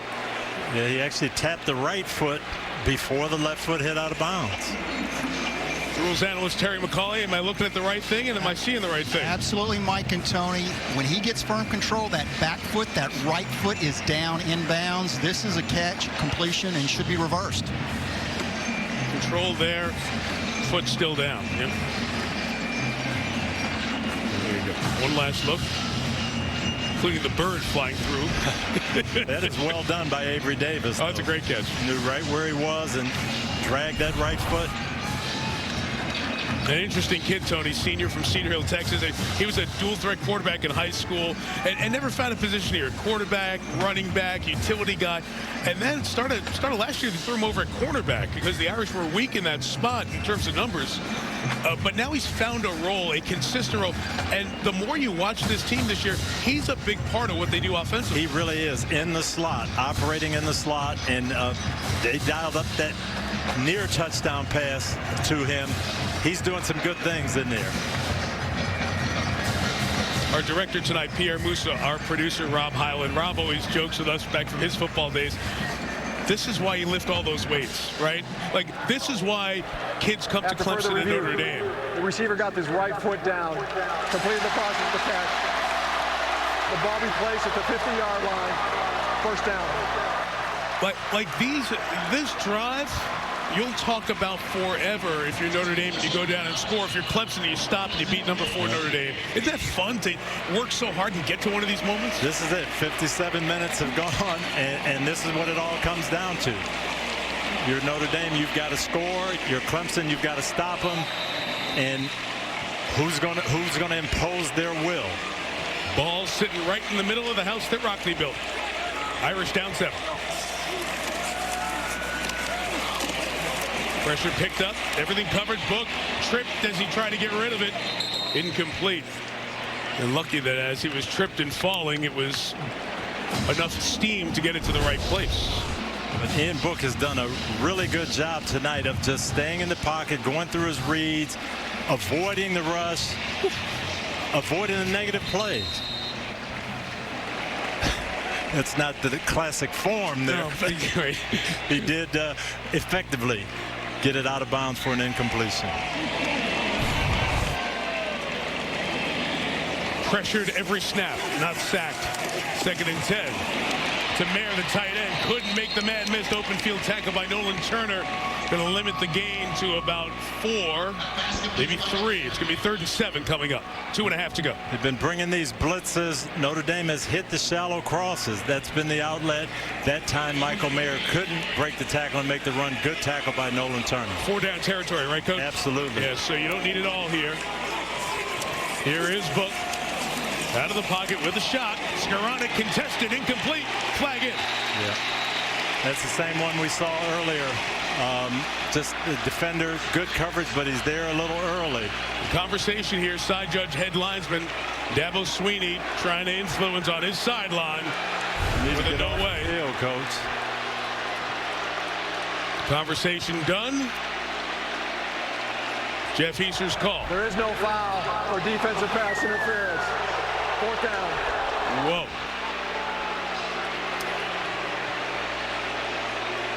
The replay, it's always easy to see. Terry, I'll bring you in. Well, you can't play through the back of the receiver, and it's got to be clearly before the ball gets there. Appears to me that they threw the flag and they should have stayed with it. Yeah. It's close, but he is early, and it is a foul. So here's the game in large part, not over, but 4th and 7, gotta have it. Book throwing off the hands of Skoranek. Incomplete. Clemson takes over. Notre Dame still has 3 timeouts left, but a very shaky pickup of a pass interference call, and one Skoranek could have had. They don't convert, and Clemson has it in their hands to close it out. Clemson once again comes with 4-man pressure in route, and that ball is well thrown. I think it just surprised him. It got on him quickly as he was coming out of his break. Yeah, that arm that he used for space on Darion Kendrick to get free. So here you go, 3 timeouts. Irish can certainly get the ball back, but they've got to stop them very soon from the 47-yard line. Uyunglele with a run to the left and only gain 1 yard. Notre Dame will take a timeout. 2:10 and 3 timeouts. If you use your timeouts properly, you can get the ball back with somewhere around 1:53 or so left. One more time on this play. You see, it's not only the through the back, he's also got him in the front as well. Well, it's bang bang for sure. It is bang bang, and we're looking at this in super slow motion. But I'm like you, Mike. How do you throw the flag and say it's interference and then pick it up? I don't like to see that. Like if it's no flag, right. I can say, okay, fine, play off. Yeah. I wonder how much the fact that it was on that sideline and Dabo came charging off at that official influences the call of the officials to pick it up there. I don't know. I just don't know how you throw the flag for interference and then pick it up. I don't. Added to the conversation. 2nd and 9 here. We got a more closer to real speed look at it. 2:06 on the game clock. Etienne is the back. Etienne's got it. Strung out to the right. Usu Koromoa. Irish go after the ball as well. 2 minutes. He stopped. It'll be 3rd and about 13. Flag down. Penalty flag. Yeah, I didn't see it. I apologize.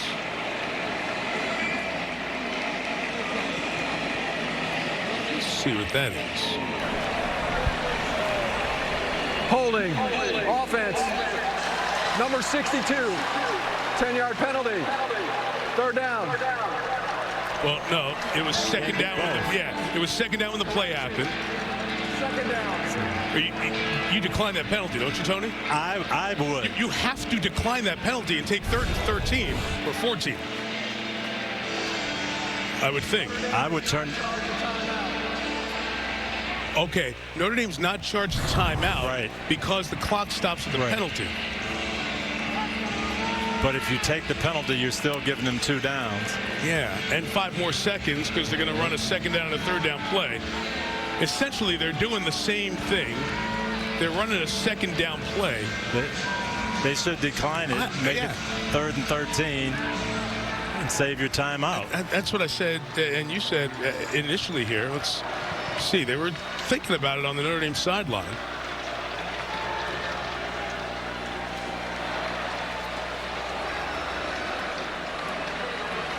Jeff Heiser's last announcement was Notre Dame does not get charged the timeout because of the holding penalty.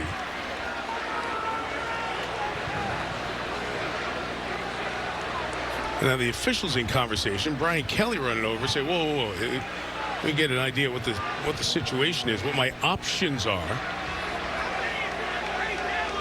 I think they're going to decline it and take it back to 3rd and 11, which is what we thought they might do.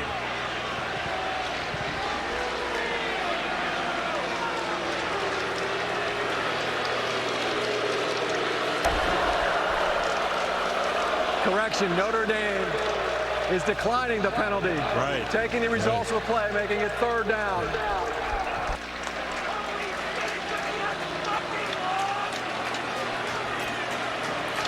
So where's the ball? You got to find out where the ball is. I thought didn't he lose the yardage on that play? We got to make sure that the ball is spotted in the proper place here.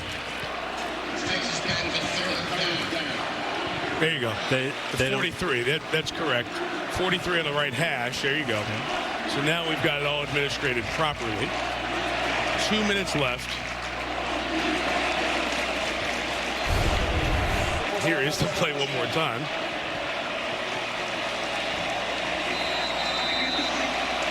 It's taken down there. The holding penalty to administrate it stops the clock. And now the conversation here on the clock. Terry, you had the penalty and they declined it. So what's the impact on the clock at that point? The clock should start on the ready for play because we're not under 2 minutes. Under 2 minutes, the defended team would have the option, but we're right at 2 minutes. So he should start the clock on the ready for play. So Coach Kelly now has to decide, do I take a timeout now and save 25 seconds or... Because the penalty, Notre Dame gets it back. Clemson's going to let this clock run down. Well, it's not starting. They punched it ready for play. And Terry made the point that it happened right at the 2 minute mark. So it's 3rd and 14. Uyunglele swings it out. Etienne on the edge, and he goes out of bounds. He goes out of bounds and gives the Irish time. So they're going to have 2 timeouts in the minute 54 remaining as Clemson's going to bring on the punting unit.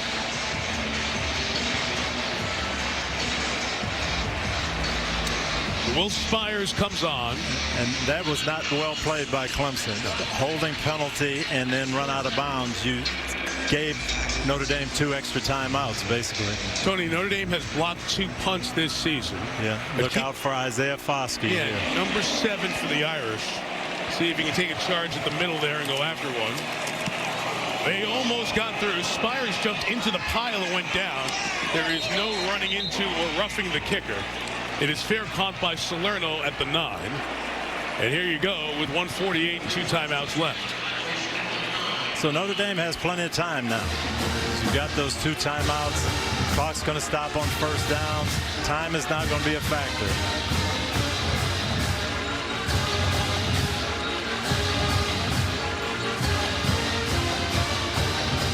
What they've done in the second half, Ian Book's never lost a home start.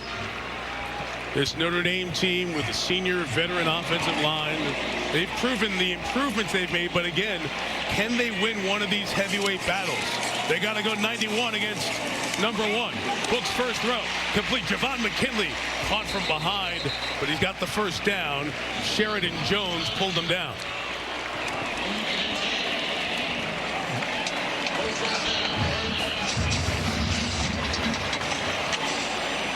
Game set, clock starts from the 19. Book steps up, plenty of room to run. Ian Book trying to get to the sideline to get out of bounds, and he does with terrific work over there right around the first down marker at the 28-yard line. And Turner's hurt for Clemson. Their free safety, Nolan Turner, such a huge part of this team. Timeout for an injured player.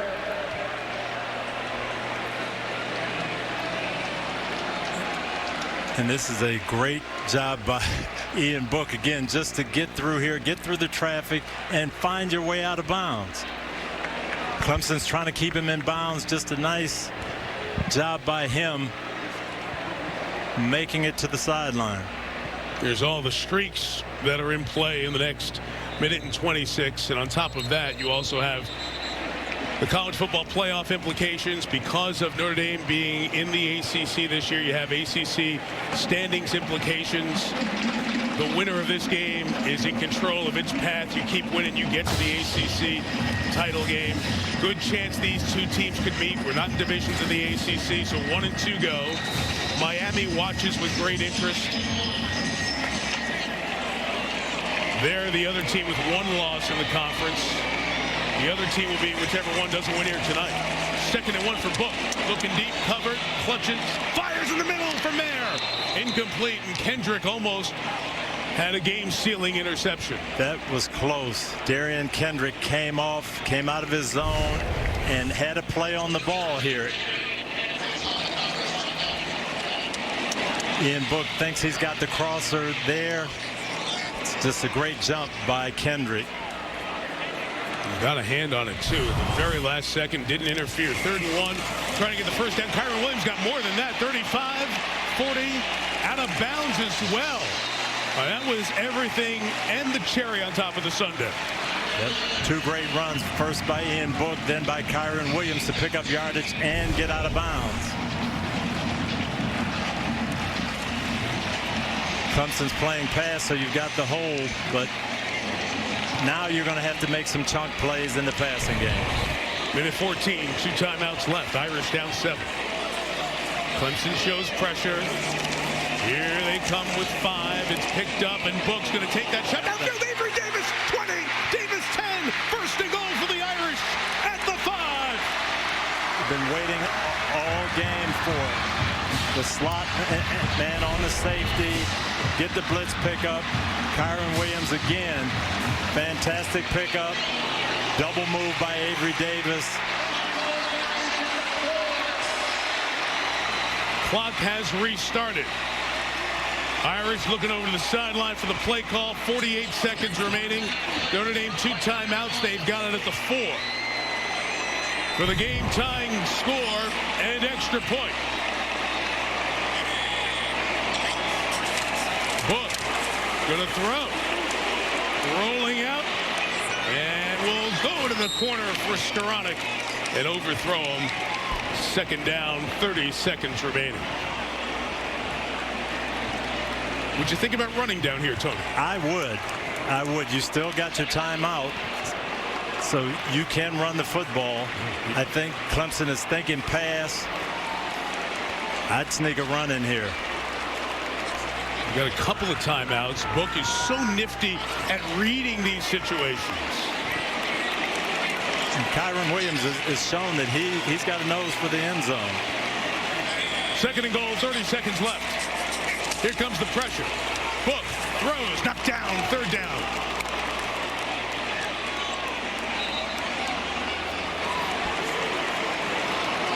Only 7 seconds left.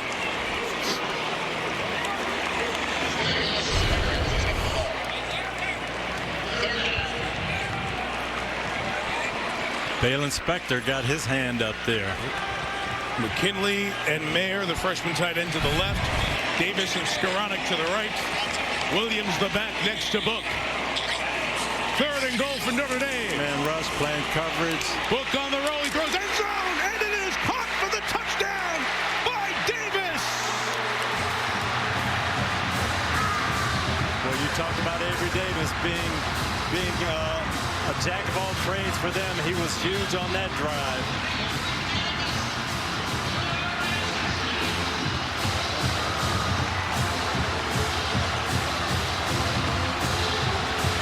Dabo Sweeney's team took a run at a field goal before, came close to a block.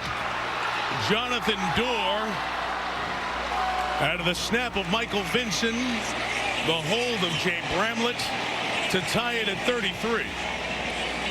Waiting for replay to confirm the touchdown. Ruling of a touchdown is under further review. And replay will ice the kicker. Davis comes down just looking for the hole. I think it's quite clear. He's a yard clear of the plane of the end zone when he makes the catch, and your forward progress, even that. And Ian Book really made that play. Trenton Simpson, the linebacker, he's there. He's kind of got Davis covered up, but with Book sliding out of the pocket, that bought the time and allowed the touchdown catch. At least we believe it's a touchdown catch. After further review, the ruling on the field is confirmed.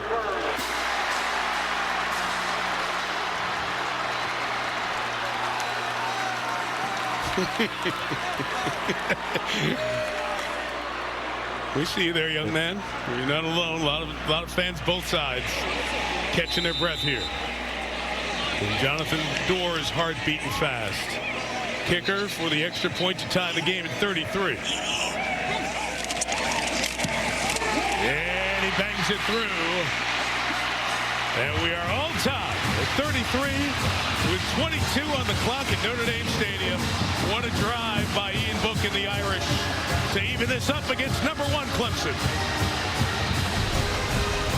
And this is what Ian Book does so well. He's just going to buy enough time, slide to the right here, and let Avery Davis uncover. 3-man rush.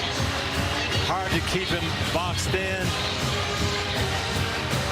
That's just the mobility of the quarterback making that play. So that drive is Ian Book. Like, did he make a big throw like Uiagalelei or some spectacular, oh, wow? No. But he made almost every play happen because he keeps it alive.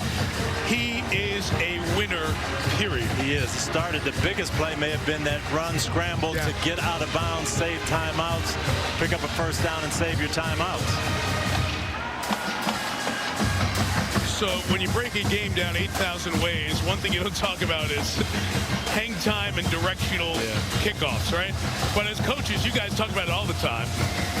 And Brian Polian, the special teams coach for Notre Dame, has talked very much about how Jonathan Dorr needed to be big in that area.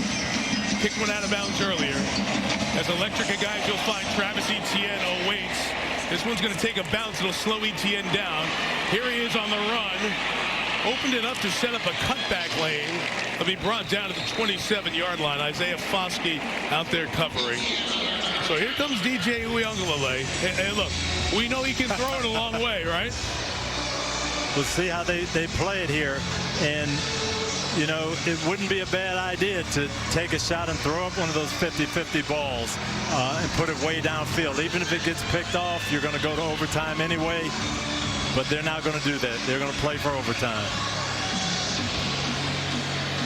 I always wondered in these situations, that deep back, why you don't put a safety back there who can tackle instead of a running back. Right.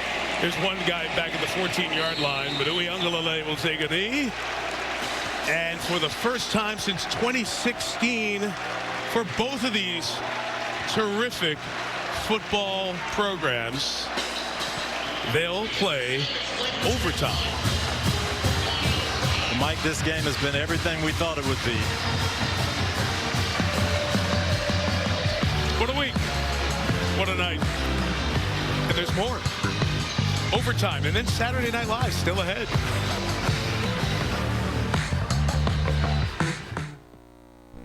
When this community. Your trusted weather team.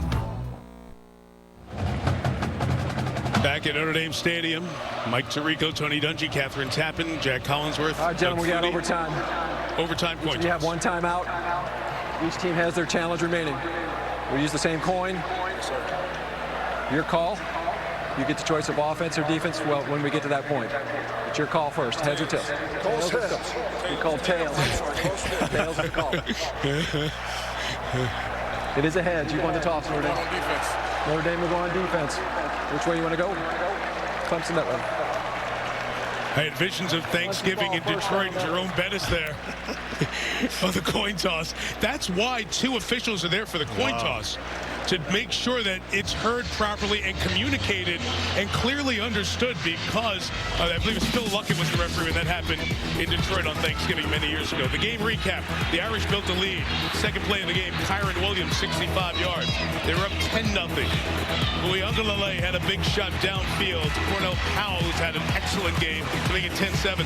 Then this key turning point. Etienne couldn't hang on. Owusu Koromora scored. Irish went up 20-10. Elite extended to 23-10. Third quarter dominated by Clemson. An Etienne touchdown with 3:33 left put Clemson ahead. But then Ian Book on a terrific drive down the field finds Avery Davis with a game-tying touchdown. 33 apiece.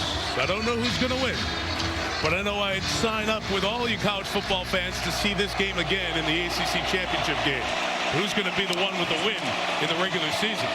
Uiagalelei will throw it over the top of the slant. Powell right to the end zone, and he's in for the touchdown. That didn't take long. Whoa! Just like that, Powell on a rocket shot from Uiagalelei. 39-33, Clemson. Play action fake and then a rocket to Cornell Powell. On the slant, and that ball is in there before the defenders can react. We're going to have to review if he was at where the ball was when his bottom hit the goal line.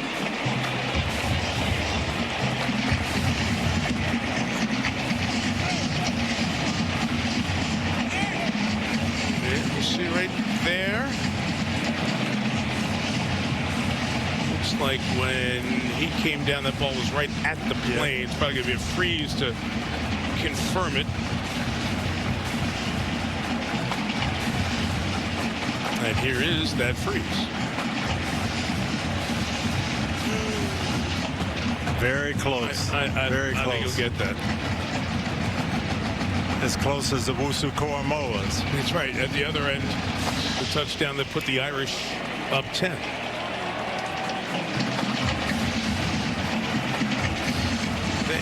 That's the spot where he's down. I don't know how you could reverse that one. It'll be the second touchdown if it is a touchdown for Powell. 6 catches, 162 yards. Uiagalelei has thrown for 426 now. Has he really? 3 That's touchdowns. A sneaky 400. You're the best. No, it is. I know. I said he's having a good night, and yeah, I'd say maybe 350. That's. And his dad, Big Dave, has been loving every second of this. He has not sat down since he walked in the stadium.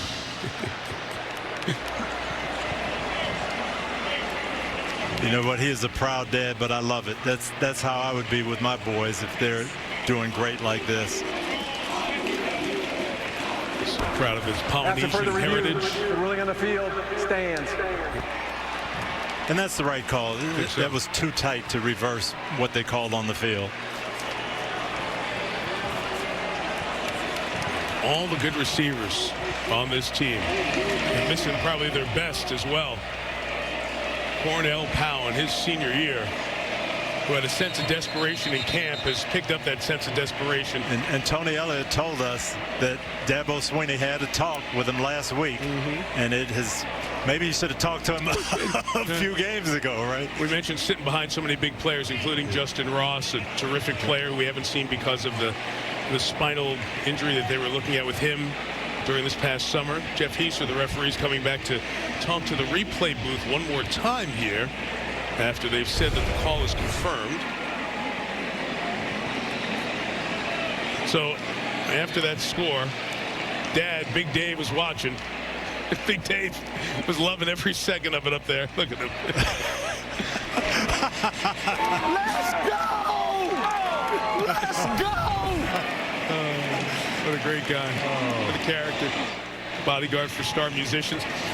He's so proud of his son. He puts out all the great stuff his son does on social media. His son blocked him. He blocked his own dad. He's like, Dad, you can't do this. You're embarrassing me. It's great. Kids all around the country are now big fans of DJ because he blocked Dad on social media. Oh, gosh. You know, the real interesting story he told us when DJ was going on his recruiting visit, he went to Alabama, then he went to Clemson. He said when he talked to Dabo Swinney and Dabo talked about his faith in God and being a good father, he wanted DJ to be a good father and a good husband, and this was about more than just football. After further review, the runner's right leg was down before the ball broke the goal line. Okay. The ball replaced at the half-yard line. First down. Interesting. So the first review was good, and then they said, no, let's go back. Understand that. Let's go back and look at it a second time. Terry McCauley, I'll bring you in. So what they're saying is that lower right leg touches right there before the ball's down. And from that shot, it looks like they're correct. I don't know why they didn't get that in the first place, why they didn't see that. But it does look like that shin, that calf, that is down and the ball's short. Well, Terry, they may have been looking at what all of us were looking at, just as his bottom came down where the ball was, and then went back to take a look at the shin coming down. Right there. So that explains why. And then after it's called confirmed, they come back and unconfirm it. Which they can do. Great point, Terry. Thank you. The replay has it under their control. So it's a half-yard away. And you saw the BC game. Nothing's guaranteed about pounding it in. Uyunglele is going to take it in his own hands, reach for the goal line, and he is in for the touchdown.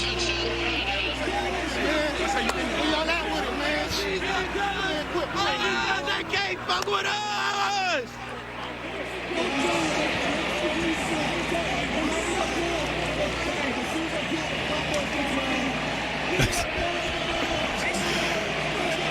Dabo said, is that finally a touchdown? You understand the emotion, the tension of the moment. Language may not bother some. To those who it does, apologies. But I think you understand in the middle of competition that happens and gets caught on the live microphone. 39-33.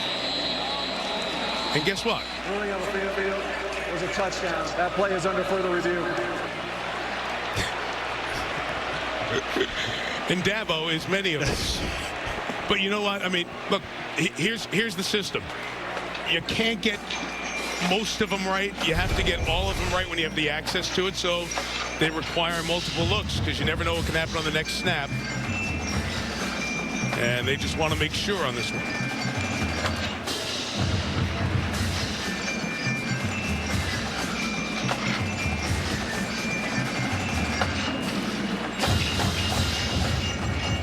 We have Supremo cameras and cameras everywhere, and you just get so many bodies in here.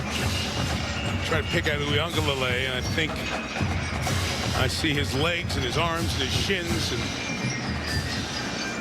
most of him not on the ground when the ball crosses the plane as you look down from pylon cam. As a coach, do you worry what this does momentum-wise on either side, or does it not matter? Not really. Okay. Yeah, you have to fight through this and just get ready to play when they blow the whistle. You are one of the most patient men on earth. I will say, Tony, coming in here, I think we both thought that there was a matchup of two pretty good teams from what you'd seen on film, but there was a big question with Notre Dame because they hadn't played anybody who was any good. And obviously Clemson's terrific, and here's the call. After further review, the ruling on the field is confirmed. And I was curious, as you've watched them against an elite team, what do you think about these teams, no matter how it ends up here tonight? Well, I thought the game would be like this. You and I talked about it this whole week leading up to it, and Notre Dame has a tremendous group of young men. They've got a great team, and I'd like to see these teams play 3 or 4 or 5 times, and it's going to be 3-2, something like that. These are evenly matched teams. Even without Trevor Lawrence, the quarterback playing 425 yards and the 3 touchdowns responsible answer a lot. Potter for the extra point. He knocks it through, so the Irish will need a touchdown and an extra point to move to a second overtime. It took a while, but it was a quick strike from Clemson. It was the one pass and then the sneak from Uiagalelei. What has he done in his first 2 college starts? 58 for 83, 767, 6 Sixers on the board, no picks. And what that doesn't show, Mike, is the fact that the first game they're down 18.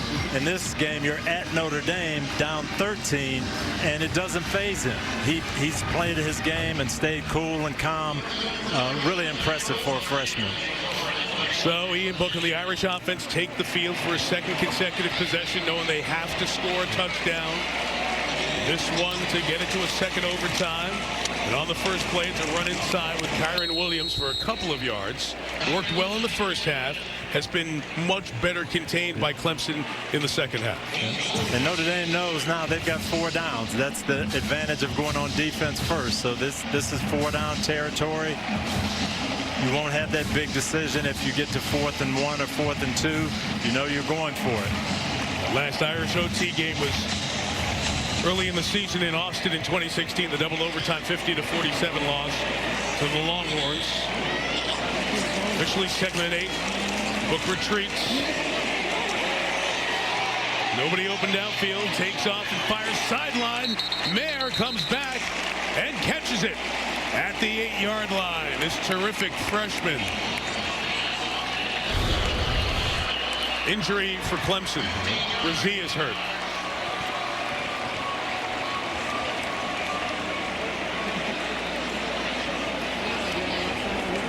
Knee down, inbounds. Yep, definitely they're an in-book time and time and time again in this game. Buying time, staying alive. Nothing open right away, just moving around in the pocket. You see Brazee was on the run there chasing Book and then went down and was in a ton of discomfort when he initially went down. Good to see him getting back up here. We've seen a couple of Clemson players cramp over the last few minutes. Boy, the freshman tight end is making such a big impact. You know, with all apologies to Pete Buttigieg, there's another freshman mayor from South Bend that the nation is getting to know. I wondered where you were going with that. Okay, I'll buy that. The nation is getting to know this mayor from South Bend because Michael Mayer, Player of the Year in the state of Kentucky, number 4 in the country in terms of tight end recruiting. I know he made a couple of mistakes earlier, but we've seen him over 7 games. Next level talent. We're seeing him get better and better and more confident. He does some athletic things that you just can't believe for a man his size. So it's 1st and goal for the Irish at the 8. Tommy Tremble, the other tight end in motion. 2 tight ends. Go to the right, Book reloads, fires. McKinley at the 3. Gain of 5, 2nd and goal. Ron McKinley, the senior. Rafe Thornton, who had to come in at safety after Sanders got hurt earlier. Again, another player has not played as much. this season.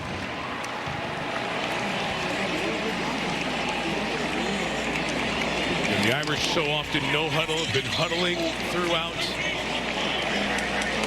Empty the backfield. And now Book will come under center. They get into a power formation. And hand to Williams, the blocking. The tight ends on that side. To the goal line and in. Kyren Williams for a Notre Dame touchdown. And an extra point from a tie game. Again.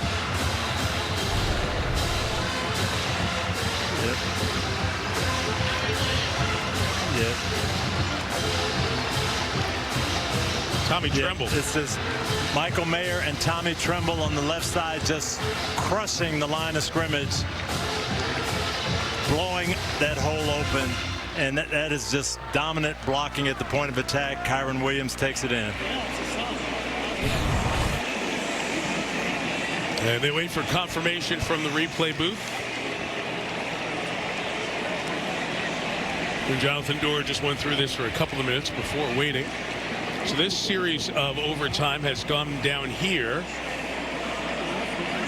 And we're going to take a deeper look at this. Let's come down the south end where the students are. He's under further review. Students in the band are not down the south end, although the students are kind of spread out all over the stadium. The band is down at this opposite end of the stadium, the north end, and that's probably where the second overtime will take place. Again, no body part down at this point. Williams stretching, ball in his right arm, the arm farthest from the plane as he's twisted. Hit, first body part down is there. And the question is, where is the ball? Has it broken the plane? Hard to tell. So you established when he was down, and then you look at this angle, which looks right down the plane. And that seems to all connect for a score.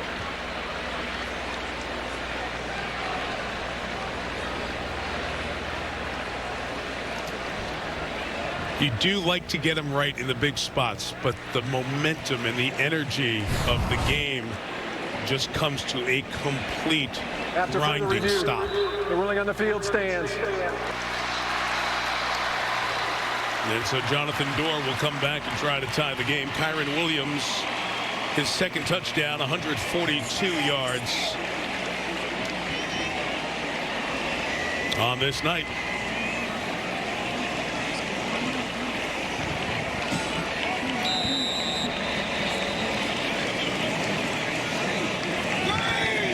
So out of the hole to Bramlett. Here's Dorr to send it to a second overtime. And he knocks it through. Well, maybe 2020 hasn't been great, but 2020 has given us 40-40, which is pretty good as we head to overtime number 2.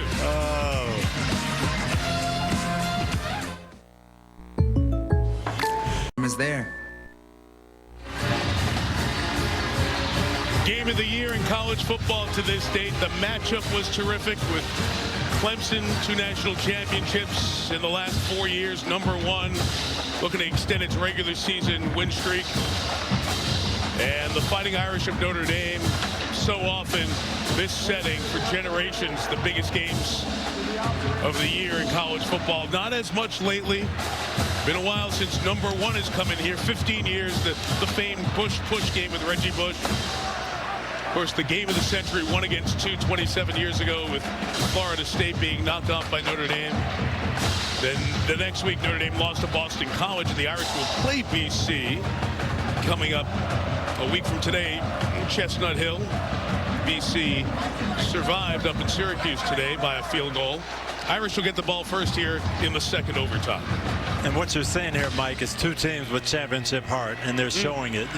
Momentum swings and change of momentum, and teams fighting back from deficits. This has been outstanding football. 40-40, the Irish go first. And Ian Book right back to Kyren Williams. Brian Brzee cramped up earlier. It looks like he may be bothered again by something as he got over to make that tackle, reaching towards his knee this time. Not sure what the uber talented freshman is dealing with at the moment. Matter of fact, 2 Clemson players are injured here. Brzee is one of them. He's right over the center. He's going to slide, and he actually gets hit by his own man. Yeah, cracking down from the corner, Sheridan Jones. And Brzee came back after getting that Gatorade bottle in his hand quickly earlier, but this one was the shot right towards that knee that he's grabbing at. From Sheridan Jones, yep.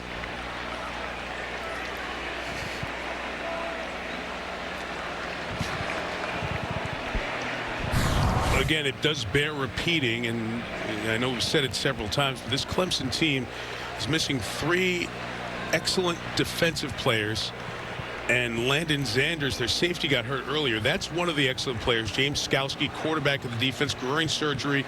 They hope to get him back as the season goes on, but he's the guy in the middle of all that confusion that Brent Venables has going on a regular basis. Tyler Davis, who's on some Defensive Player of the Year lists up front, sophomore, is missing his 5th game this year. Mike Jones, who's a great player for them, outside linebacker. All right, we'll be right back here in South Bend. Second overtime, 44. Geico makes the claims. As we come across the bottom of the hour, 11:30 here in South Bend, let you know that Saturday Night Live will follow 30 minutes after the end of our game, after your late local news, except on the West Coast. Here's Book on the run, and Book takes off 20. Book's got space. A flag is down as Book gets to the 5 and gets out of bounds at the 2. But as I said, a flag was thrown as Book broke out to the left side. And a flag at the back end of this play as well, over where Book was going out of bounds. So we have 2 separate fouls on the play.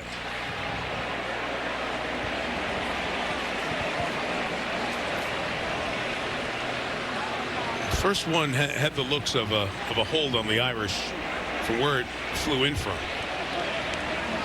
I don't know what the flag is down here inside the 10 where Book was heading out of bounds.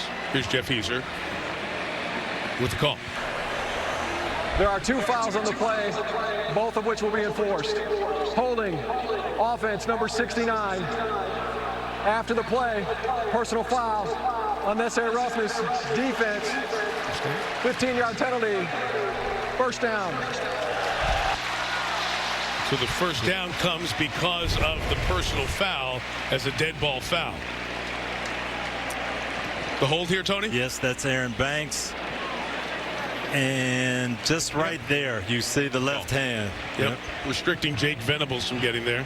Now here's the hit back into the play. Book just 1 step out of bounds. That was tough for Charleston to stop. But he hits him in the white. So the enforcement on that is the flag for the hold and the 15 from that spot for the personal foul. So the Irish get a fresh set of downs and first down from the 20-yard line here in the top of the second overtime inning, if you will, awaiting Clemson's possession. Wilkins in motion. Book gives to Kyren Williams, caught in the backfield, in trouble, and goes down. Miles Murphy, the other true freshman, who's up with Brzee, as guys who were in high school last year and are star defensive players right now, made a play for a loss of 5. Well, Clemson has made some adjustments in the second half in their run defense. Ian Book has hurt them running the ball, but really the actual running game, they have done a great job on it.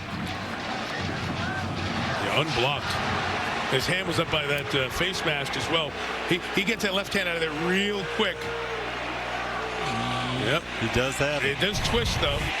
Second down. Here is Book out of the pocket trying to take off. They spied it, but he got away. Book at the 20. Book for the first down at the 10. He goes down just shy of it. He started his dive at the 13. So it'll be 3rd and about 3 coming up. They have had no answer for Ian Book scrambling today. 3-man rush. They can't get him contained. The blitzes, he's still finding the open alley. Just done a great job of finding things. This is a 4-man rush with a spy, but he beats Tyler Venables. Book 15 runs, 69 yards, a few of them designed, about a dozen of them taking off. He has not been sacked in the game. 3rd and 3, 3 receivers to the top. And Book looking left, throwing left. Yep. It's caught. It's Skoranek reaching for the pylon. Out of bounds before that. First down, out of bounds, just inside the 4 for Ben Skoranek. Everybody to the right and went to the big guy, the 6'3" receiver on the left. Let's watch where that foot goes out of bounds. Yeah. There you go. So first and goal just inside the 4.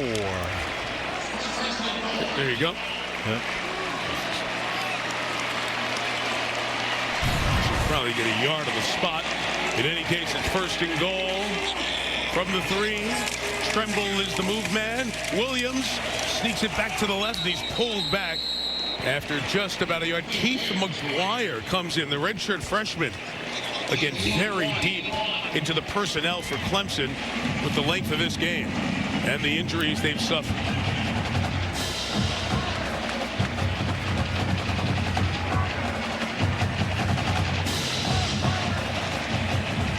Well, I think I'm putting it in Ian Book's hands again. Let him throw the ball. If nothing's there, scramble around and move around. McGuire made that play 11 snaps the last 3 weeks. Only one last week against BC. Timeout taken here. You only get one timeout Notre Dame per overtime frame. So Notre Dame uses its timeout here. Back in 30. What's ahead? You know, Tony, a couple more replay reviews. We'll be here at 7:24 sunrise. Moon up on this beautiful night here in South Bend. Second and goal for the Irish out of the timeout. Williams right to the right side. Powers to the end zone. And Kyren Williams scores again for Notre Dame. Came off that big O-line. Just mauled them there. And Clemson has lost a lot of players in the course of this game, and they just come off the ball, double team there, open it up for Kyren Williams. And you've talked about it from game 1. Tommy Tremble, the junior from Jones Creek, Georgia, fierce blocker from the tight end position. Good double team at the point of attack, good kick out block, and a good strong hard run by Kyren Williams. Jonathan Dorr for the extra point, knocks it through. And now offensive coordinator Tommy Rees starts thinking about 2-point plays, because if you go to a third overtime, then you have to go for 2 after your touchdowns. But first, Notre Dame has a chance to stop Clemson and win the game. Well, this one was as advertised. We can only hope for the same tomorrow night. Al Michaels, Chris Collinsworth, Michelle Tafoya join you from Tampa, where Drew Brees and the Saints and Tom Brady and the Buccaneers, Hall of Famers, champions, go at it. We get you going with Football Night in America in 19 hours and 21 minutes on NBC. Cannot wait for a great Sunday of ball, followed by the battle for the NFC South lead. And I don't know if I'm going to join you in the studio or just go home to Tampa and watch that game. I know, right? At the stadium. The DJ Uiagalelei, just a deep breath and a private moment before digging in. Irish stop. They knock off number 1. 4 to the right. Uiagalelei thinks that he's in trouble. He is sacked. Adi Ogundeji, Kurt Heinrich, loss of 9. Yeah, they were going for the big play here. They'd run this formation before, thrown a screen out there to ETN. They faked the screen, tried to get it up the field, but it wasn't there, and the pass rush gets to them. And now, all of a sudden, the feeling on that Irish sideline has changed. You see the gold helmets bouncing, everybody on their feet here. Bo Bauer buzzes out for coverage. Uiagalelei hit from behind. Dalen Hayes jumps up and gets him. Another loss, back to the 39. It's open, and it's a great thing he got there too, Mike, because Davis Allen, this was the fake pitch and the tight end sneak, and Davis Allen is going to be open in the seam, but the pressure gets there. What a play by Hayes from Skyline High School in Ann Arbor, Michigan. Injured last year, no sacks in the first 5 games, 2 last week. A massive one there. 2 downs to get 24 yards for number 1. Uiagalelei fires in the middle. It's caught and then knocked out. What's the ruling? Incomplete. What a hit on Davis Allen. Sean Crawford there. 4th and 24. Game on the line. Good ball delivered, but a good hit by Sean Crawford. Well done. Making it a desperation situation now here for Clemson. Clemson's last regular season loss at Syracuse in 2017. They've won 36 straight. Ian Book and the Irish are one snap away from a story to tell forever. Clemson will take time out trying to find the miracle play, needing 24 on 4th down. And you never count that crew out in orange and white on the sideline. Yeah, I'll tell you, the way Notre Dame's pass rush is going, it's going to be difficult to buy enough time to get those receivers to make that 24-yard distance. Tony, you're Clark Lee. Do you bring pressure, or do you just do it with 4? I think I do it with 4. The way these guys have been coming, the injuries up front to Clemson. Trust your pass rushers, turn them loose, drop back there, play coverage. Along with Alabama, that team is the measuring stick for this era of college football. They're great. They are down a bunch of people on defense. They're missing their top quarterback. They played a terrific game, but still the Irish can knock them off on this snap. Russian 3, dropping 8. Uiagalelei steps up, loads and throws. It's caught. It's pitched backwards, up in the air. It's on the ground, still in Clemson's hands. And now it is down. It is over. And the Irish have knocked off #1 Clemson.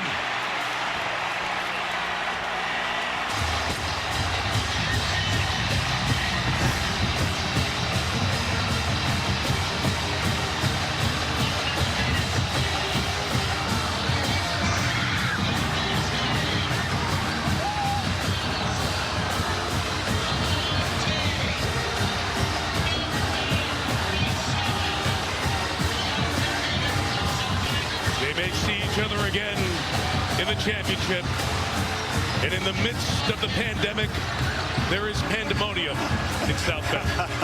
And not quite social distancing.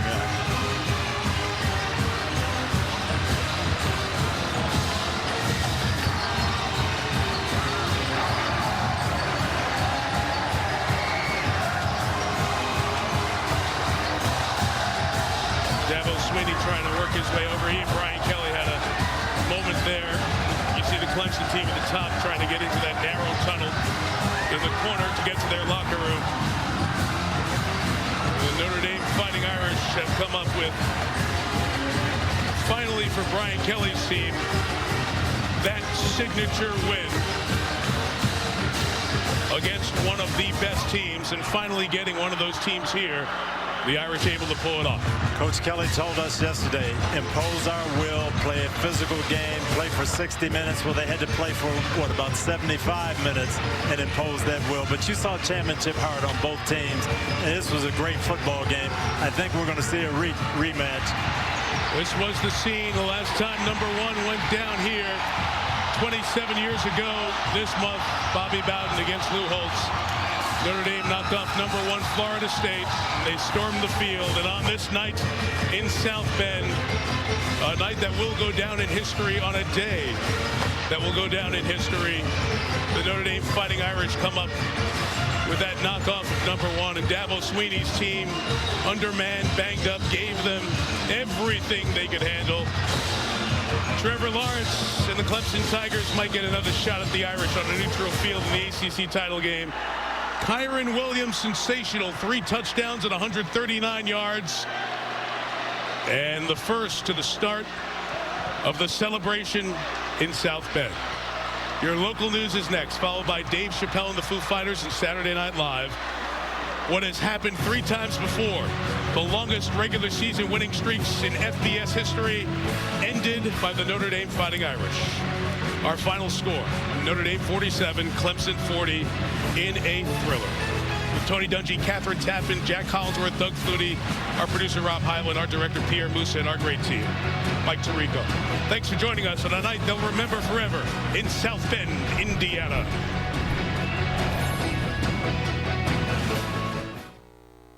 I have a strong feeling.